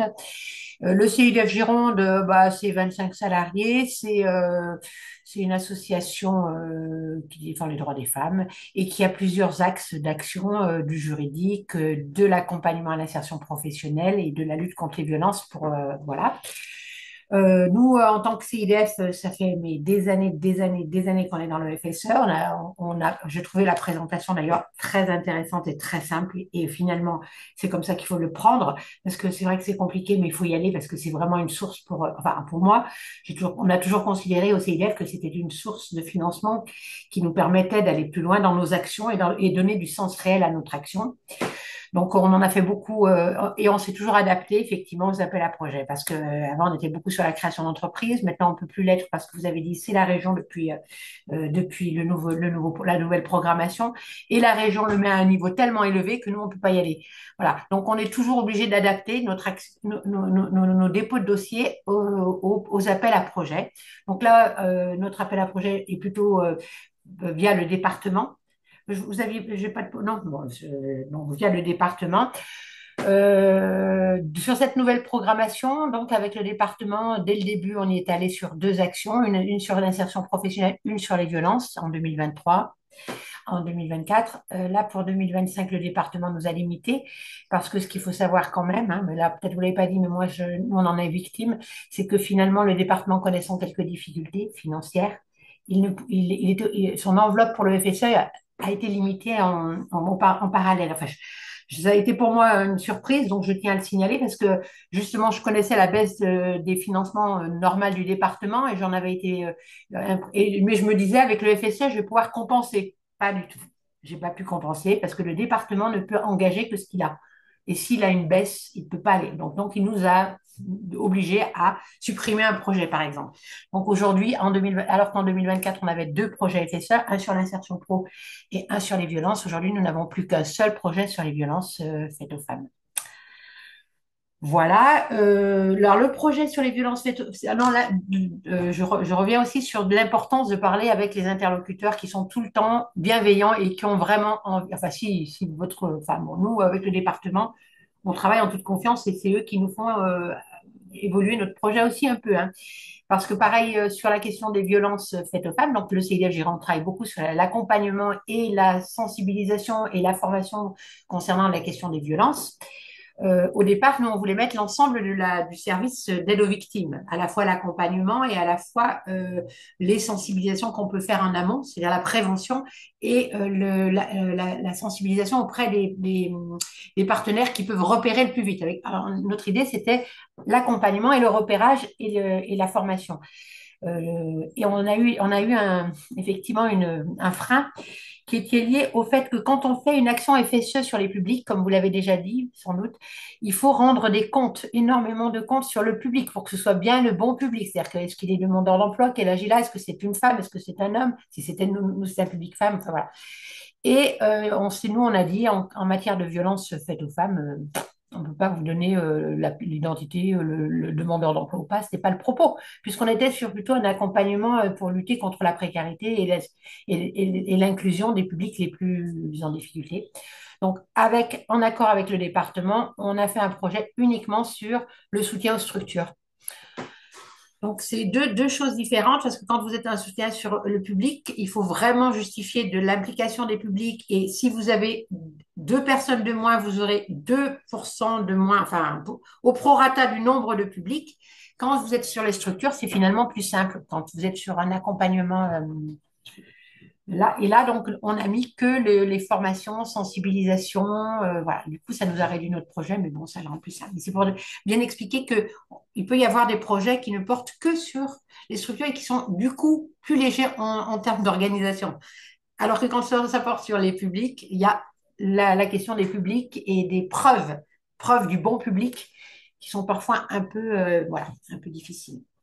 Voilà, qu'est-ce que je peux dire d'autre? Euh, bon, ben, l'autorité de gestion, voilà. Bien sûr, mais ça fait longtemps qu'on y est, mais vraiment pour nous, ça a été fondamental. On s'est bien outillé pour répondre aux impératifs du FSE et justifier. Et comme je vous l'ai dit, finalement, l'action qu'on dépose est une action qui représente une petite part de notre action globale. Et donc, la difficulté, c'est d'être justement sur des petits projets aussi, et donc d'avoir des personnels qui ne sont pas à temps plein. Parce que dans l'idéal, si vous avez des temps pleins sur un projet, ben, vous avez une fiche de mission et voilà, ça se résume à ça. Si vous mettez une personne sur un temps partiel par rapport à son temps qu'elle passe au CIDF, par exemple, il va falloir donc on fait des fiches de temps. Il faut un pourcentage de temps minimum, c'est-à-dire qu'en gros, je crois que là c'était 25%, mais ça doit être. De toute façon, c'est vrai, vous avez raison. Tout est dans l'appel à projet, voilà. Hein, mais bon, en l'occurrence, il faut un minimum de temps pour la personne. Donc, on a dû en enlever qui étaient trop peu sur le projet, on les a extraits. Enfin, voilà. Et donc, ça nous oblige à une gestion des ressources humaines très stricte, mais pas inintéressante quand même, puisque c'est bien. Mais voilà, donc du coup, on a des fiches de temps, on a un agenda Google, on a des fiches de mission. Voilà, on est vraiment organisé pour que le temps sur les actions soit vraiment très bien défini. Voilà, qu'est-ce que j'avais envie de dire d'autre? Ça, c'était notre. Après, sur les ressources, bah oui, alors il y a les subventions les subventions publiques. Et effectivement, parfois, par exemple, un exemple pour ce qui concerne nous, l'accompagnement des femmes victimes de violences, on a un financement FIPD, Fonds interministériel, je sais pas quoi, FIPD, prévention et délinquance. Et dans cette action-là, on met à la fois l'accompagnement et la formation. Or, dans le FSE, on ne met que la formation et la sensibilisation. Donc, il faut sans arrêt, effectivement, qu'on négocie avec nos autres financeurs qu'ils acceptent de considérer que la totalité de leur subvention ne va pas porter sur la totalité du projet. Donc, généralement, on fait aussi des prorata. Enfin, ça nous oblige parfois à avoir des calculs un peu compliqués, mais qui se font et qui se justifient et qui passent. Enfin, en gros, voilà. Voilà, ça c'était important. Et puis après, que dire d'autre? Bon, en général, quand même, pour dire, enfin pour mon expérience personnelle, toutes les demandes d'attestation qu'on a fait à tous nos partenaires, même sans les prévenir, elles ont toujours été partants. Enfin, il n'y a jamais eu de problème. Enfin, on a toujours eu un bon accueil des autres des autres financeurs qui se rendent bien compte qu'ils ne peuvent pas tout financer, donc ils sont tout à fait OK pour que l'action puisse aller sur du FSE aussi. Voilà. Après, la publicité, bah, c'est vrai quand même qu'on a beaucoup appris en marchant et que parfois on lit les appels à projets. Alors là, c'est peut-être on lit les appels à projets, on croit avoir tout compris et on découvre au milieu ou à la fin qu'il y a une demande supplémentaire. C'est pas toujours aussi clair que ça quand même sur la publicité. Par exemple, la signature des mails, nous, on pensait qu'il fallait juste que les personnes à temps plein sur l'action mettent leur signature dans le mail. Là, on comprend plus rien, mais on le met à tout le monde. Mais voilà, ce que je veux dire, c'est que c'est pas toujours aussi limpide que ça, et on a eu beaucoup de choses qu'on a découvert au fil du temps. Et pour ça, c'est vrai, vous l'avez dit, mais je crois que j'ai été un peu inattentive, mais je crois que vous l'avez dit, on a eu des contrôles sur place. C'est toujours l'occasion de bien remettre les choses et de bien le faire, de bien améliorer notre ça. Et la surprise aussi qu'on a eue et qui était, voilà, à mon avis, aussi une surprise pour les personnels du département, c'est qu'on n'avait peut-être pas tout à fait bien évalué les salaires au moment de la mise en place du projet, au moment de la construction du projet. Et on avait un tout petit peu sous-évalué. Du coup, ils n'ont pas pris. Et nous, quand on a fait le bilan, comme c'était quelqu'un qui était à temps plein, on avait mis son salaire qu'il a payé, quoi, finalement, avec fiche de paye et tout. Ben, ils ont baissé. Ça, j'ai trouvé ça un peu mesquin. Et bon, c'est pas grave. Enfin voilà. Des fois, quand même, je reconnais qu'il faut bien s'accrocher, mais moi, j'aurais envie d'encourager. Enfin, pour moi, c'est vraiment une source de financement qui nous permet d'être vraiment au cœur de nos missions et qui complète l'ensemble des financeurs qu'on a dans nos actions. Voilà. Merci beaucoup, Marie-Françoise. Peut-être que je vais en profiter par rapport à ce que vous venez de dire pour rebondir sur une des questions qui était posée précédemment. Et après, vous posez les questions qui vous sont adressées directement. Il y avait un des spectateurs qui disait, qui demandait des explications sur pourquoi, dans certains cas, le service instructeur modifie les obligations liées au projet conventionné et déjà en route. Je pense que toutes et tous, vous connaissez ces évolutions qui peuvent exister puisque c'est le contrôle final qui fait foi, ce qui peut engendrer beaucoup de difficultés. On essaye de pousser pour essayer de sécuriser ça. Les uns et les autres en ont bien conscience. Il y a un vrai sujet hein, sur cette hiérarchie des normes sur le FSE+, pour laquelle, en tout cas, on est attentif parce qu'on sait qu'avec la trésorerie, c'est un autre frein assez puissant pour l'accès aux porteurs de projets. Et pour vous adresser les deux questions, alors il y en a deux pour vous, Marie-Françoise, et deux autres pour Adeline. Alors Marie-Françoise, on, on demande une précision et une question. Quand vous avez parlé de projet d'accompagnement de structure, à quoi vous faisiez référence précisément?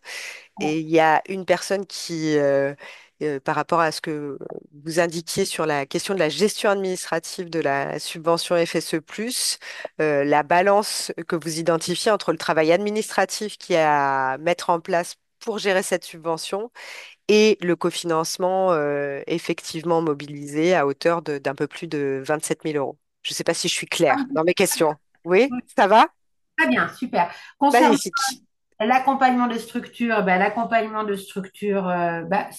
fait, c'est pas moi, c'est, en gros, je vous ai expliqué que notre projet consistait à la fois à soutenir les femmes victimes de violences, à les accompagner sous forme d'entretien psychologique. Non, ça, c'est notre service d'aide aux victimes, hein.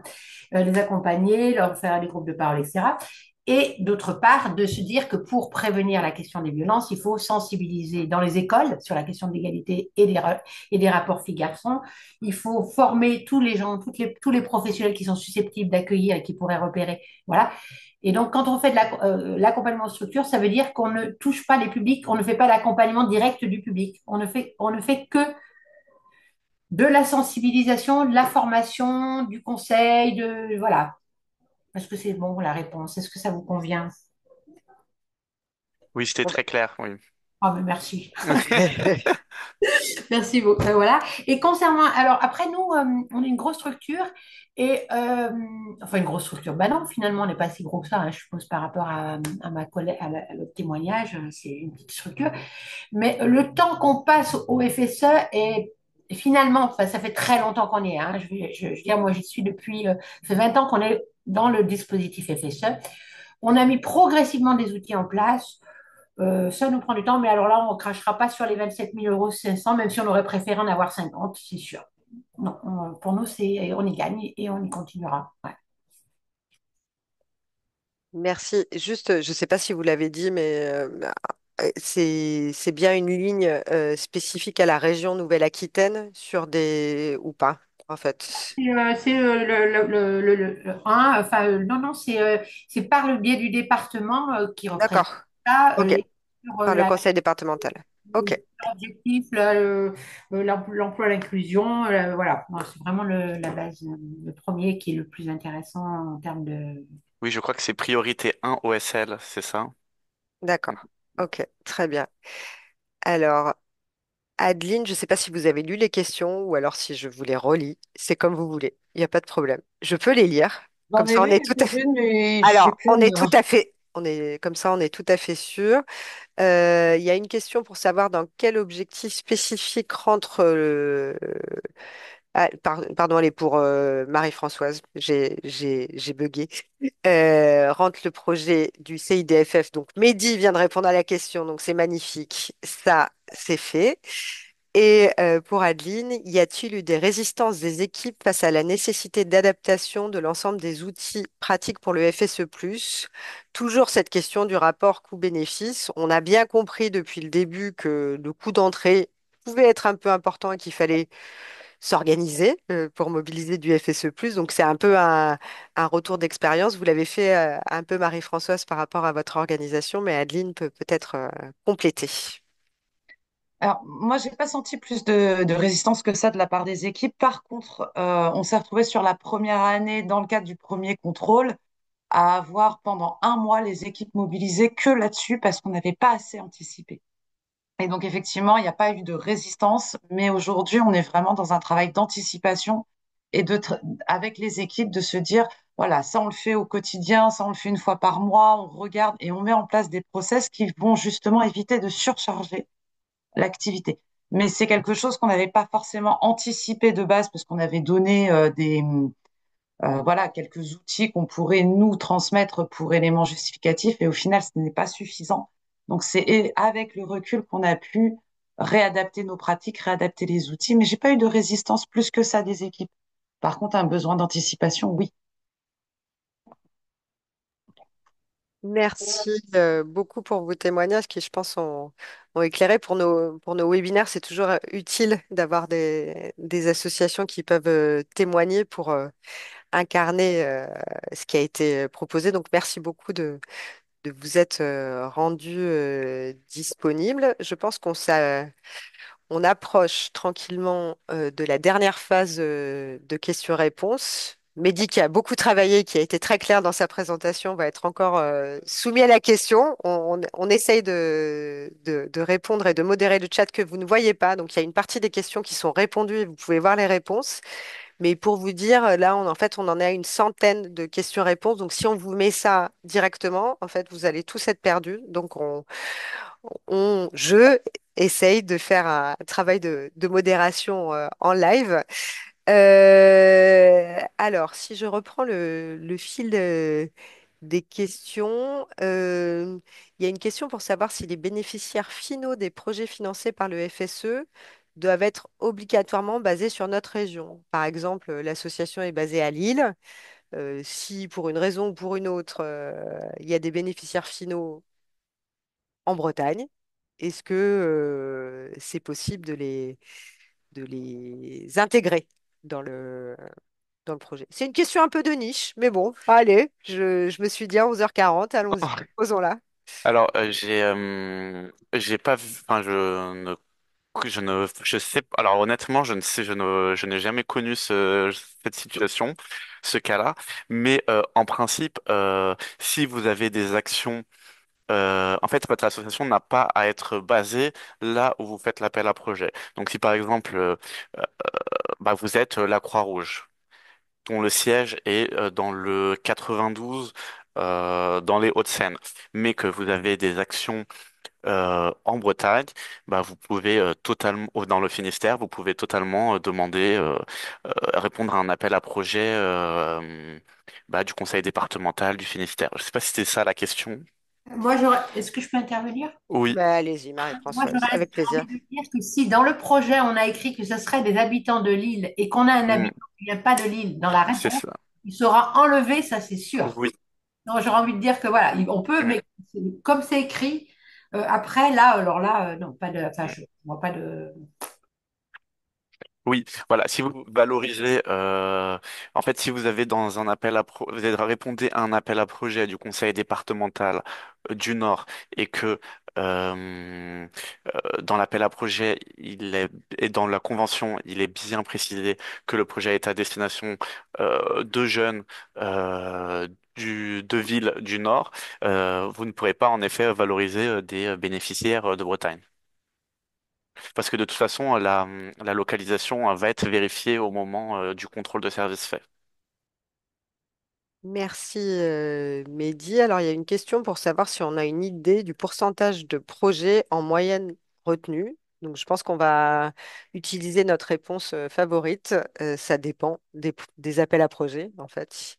Il peut y avoir sur des appels à projets beaucoup de projets, donc les pourcentages sont un peu faibles. Pour d'autres, non. En fait, comme vous l'avez vu, le FSE+ génère beaucoup d'appels à projets à la fois au niveau territorial et national, donc il n'y a pas de réponse unique sur ces sujets. J'ai bien répondu, Mehdi? Ça va? Oui, c'est bien. Ah, je voulais que tu te reposes un peu, c'est pour Ok. ça que j'essaye de répondre en même temps.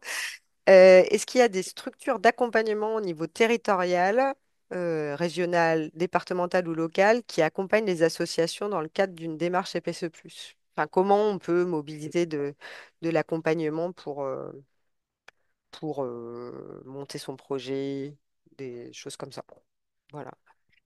Alors, il y a des offres d'accompagnement, je pense, gratuites. Donc là, on est sur vraiment bah, le service gestionnaire que vous pouvez solliciter pour vous accompagner et peut-être qu'il lui-même a mis en place des partenariats avec des associations d'aide. Et après, il y a des offres payantes de cabinets de conseil, évidemment parce qu'ils sont partout dans tous les domaines, euh, qui bah, qui vont facturer leur accompagnement.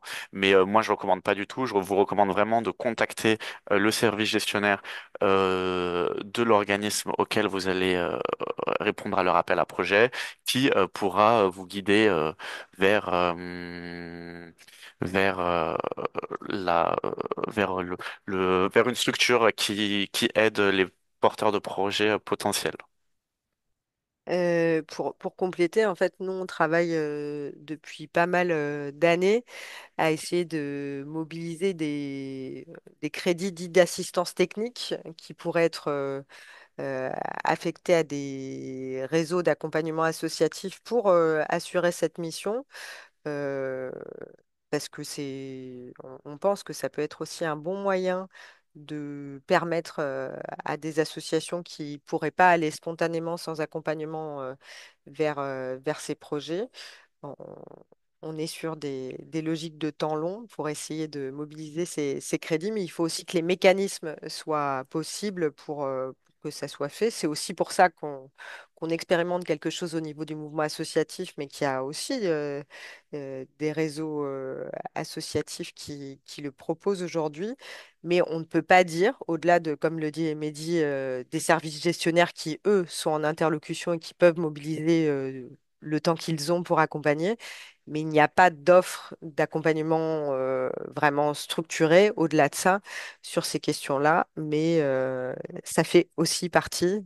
On vous a parlé de la trésorerie, on vous a parlé du fait que les règles de conventionnement du FSE changent. Donc ça fait partie d'un peu nos obsessions. Cette question de l'accompagnement en fait partie aussi. Il y avait une question aussi pour savoir si, il y avait un fichier des structures qui ont déjà reçu du FSE+ par objectif. Non, je ne crois pas. En tout cas, elle doit exister quelque part, mais elle n'est pas publique puisque ça serait un peu délicat.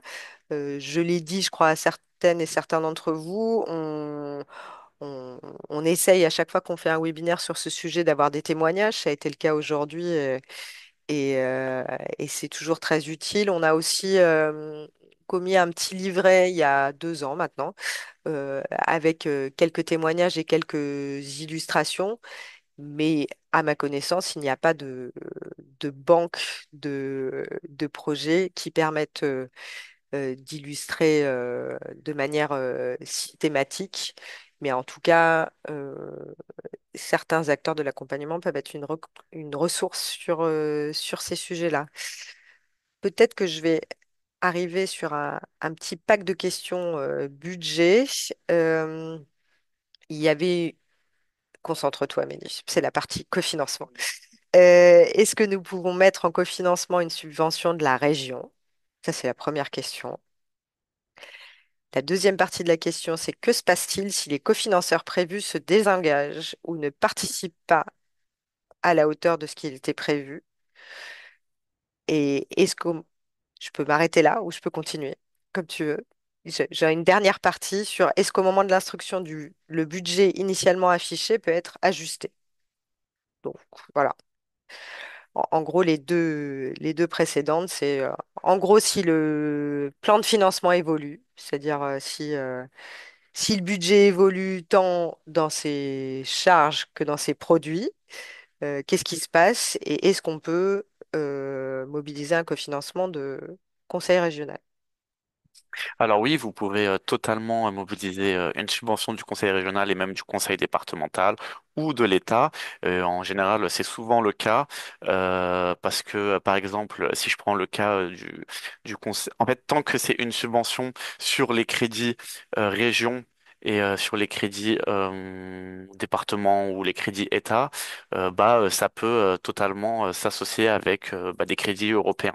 Il n'y a vraiment aucun problème et c'est même très souvent le cas. En ce qui concerne l'évolution du plan de financement, si je prends la question de est-ce que si je reçois moins par exemple de l'État, est-ce que ma subvention FSE va augmenter? La réponse est non.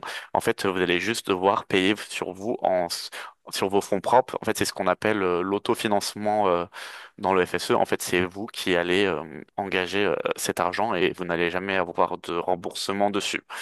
Mais c'est pour ça que si vraiment vous voyez une évolution du plan de financement, il ne faut pas hésiter à en avertir le service gestionnaire à temps pour qu'il puisse réaliser un avenant sur la convention et que le plan puisse être rééquilibré et modifié. Merci Mehdi. Alors on a un petit pack de questions aussi sur la question des consortiums. Donc, il y a un questionnement pour savoir si c'est plus pertinent de déposer un dossier pour une union coportée par ses membres ou d'inciter les membres à déposer leur propre dossier. Euh, Ça, en fait, ça dépend du type de projet. Je pense qu'il faut bien regarder les lignes directrices de l'appel à projet pour voir ce qu'il est plus pertinent de faire. Euh, et en fonction des types de cofinancement, en fait. Il y a pas de réponse unique. La seule réponse unique, c'est vraiment de lire l'appel à projet et de prendre contact avec les services instructeurs qui sont dans le fameux répertoire fait pour en connaître plus sur l'appel à projet, parce que souvent, entre ce qui est écrit et la réalité de l'appel à projet, il peut y avoir une différence qu'il est nécessaire de connaître avant de se lancer dans la rédaction du projet. Sur ce même aspect, une personne qui nous dit qu'elle a pris contact avec la DGFP sur des projets nationaux et qui indiquait que les projets nationaux étaient destinés à de plus grosses structures que la leur. Alors, je ne sais pas quelle est la taille de la structure. Euh, Cette structure, en tout cas, a 30 salariés dans cette région. Qu'en pensez-vous? Nous en pensons que si la DGFP l'a dit, c'est que elle doit avoir raison, ce qui n'empêche que, en tout cas, ce qu'on essaye de faire par cette action d'aujourd'hui et par d'autres, vraiment de faciliter l'accès des associations de plus petite envergure à ce type de financement dans la mesure de ce que peut permettre le FSE+, c'est-à-dire qu'il ne s'agit pas de mettre en risque des structures qui n'ont pas la capacité de gestion du FSE+, et d'engager la pérennité de la structure. Il faut quand même s'assurer d'un certain nombre de prérequis là-dessus. Il y a une autre question sur, enfin, il y en a deux en fait, sur la question des consortiums. On a réalisé une note d'analyse sur cette question des consortiums slash chefs de fila qu'on pourra vous mettre aussi en ressources. Euh, Vous pouvez aussi vous reporter au webinaire qu'on a réalisé à la mi-juin, qui comprend une présentation plus détaillée de cette question du consortium. On a choisi pour ce webinaire, qui était plutôt introductif, de rester sur des éléments un peu généraux. Sur cette question des consortiums, est-ce qu'on a prévu d'organiser des temps pour des personnes intéressées pour monter des projets en consortium? J'ai envie de dire non, pas précisément pour le projet en consortium, mais en tout cas, on a prévu d'avoir des temps de formation et d'animation qui pourront permettre de répondre à un certain nombre de problématiques. Il y a une autre question sur le fait que le consortium doit être composé par des partenaires français et aussi européens. Pas dans ce cas spécifique, pas dans le cadre du FSE+. Pour d'autres projets et d'autres financements européens, cette nécessité est nécessaire. Ça fait beaucoup de nécessité dans ma phrase, mais en tout cas, là-dessus, non.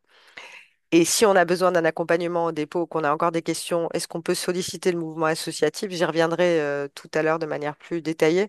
Ce qu'on va faire, c'est pour les questions spécifiques, on va ouvrir. Euh, on va tâcher de répondre à certains mails pour avoir des réponses. On n'a pas la capacité, au regard des moyens qu'on a sur ce sujet, d'accompagner le montage du projet en tant que tel. Ça, c'est, ce n'est pas matériellement possible, mais en tout cas, on tâchera d'ici à la fin du mois de septembre, par rapport aux mails que vous nous adresserez, de pouvoir répondre à vos questions spécifiques, mais on n'aura pas la capacité concrètement de relire des projets ou de vérifier des plans de financement, mais donner quelques éléments de compréhension, ça c'est possible.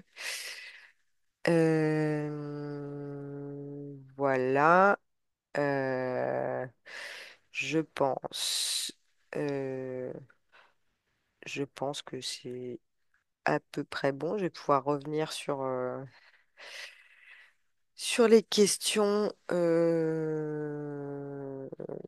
initiales. On est pas mal là. Je pense que, parce qu'il y a quelqu'un qui dit, si Mehdi peut répondre, s'il vous plaît, à ma question sur la possibilité de faire évoluer le budget initial dans le cadre de l'instruction, je pense que tu as répondu à la question entre-temps. Voilà. Euh, bon, on va en profiter pour répondre à ces questions sur les objectifs spécifiques. Il y en avait deux au départ. La différence entre la priorité 1 OSH, là on entre vraiment dans la technique, inclusion vers l'emploi, et la propriété, la priorité OS2, OSA, accès à l'emploi. Alors, la différence, elle est très simple, c'est que la priorité 2, elle ne concerne que les jeunes. Donc, qu'est-ce qu'un jeune au niveau de l'Union européenne? C'est une personne de moins de 30 ans. Donc, l'OSH, la priorité 1 OSH, ça va être l'accès à l'emploi pour tout le monde, alors que, jeunes y compris, alors que la priorité 2 OSA, on va cibler les jeunes de moins de 30 ans. Voilà. Je sais pas si- Magnifique. Euh, Est-il possible de poursuivre plus d'un objectif spécifique sur un projet, car le contenu d'un projet peut intervenir sur un objectif spécifique principalement et sur d'autres objectifs spécifiques, voire d'autres priorités de façon complémentaire, car il y a des ressemblances et des passerelles. Non, car comme je l'ai dit lors de la présentation, un projet est égal à un OS. Donc vous pouvez totalement déposer plusieurs projets sur plusieurs appels à projets, mais du coup il faudra avoir des dépenses de personnel différentes et enfin en fait vous ne pourrez pas avoir les mêmes lignes de dépenses sur deux projets différents. Voilà. Euh, et ensuite, il y avait, alors il y a une personne qui nous demande est-ce qu'on conseille l'accompagnement de cabinets spécialisés pour une première demande où les interlocuteurs des services gestionnaires suffisent? Alors nous, on ne conseille rien. Chacun choisit de faire comme il le souhaite. Enfin, on conseille quand même de se rapprocher des services gestionnaires parce que c'est au-delà des textes, c'est eux qui peuvent expliciter les textes et les conditions de l'appel à projet. Donc là, c'est sûr qu'on le conseille. Après, sur les modalités d'accompagnement, comme je vous l'ai dit, nous, on essaye d'organiser en tout cas un accompagnement qui soit le plus adapté. Et, et enfin, c'est à chacune et à chacun, en tout cas, d'identifier ce qu'il souhaite faire.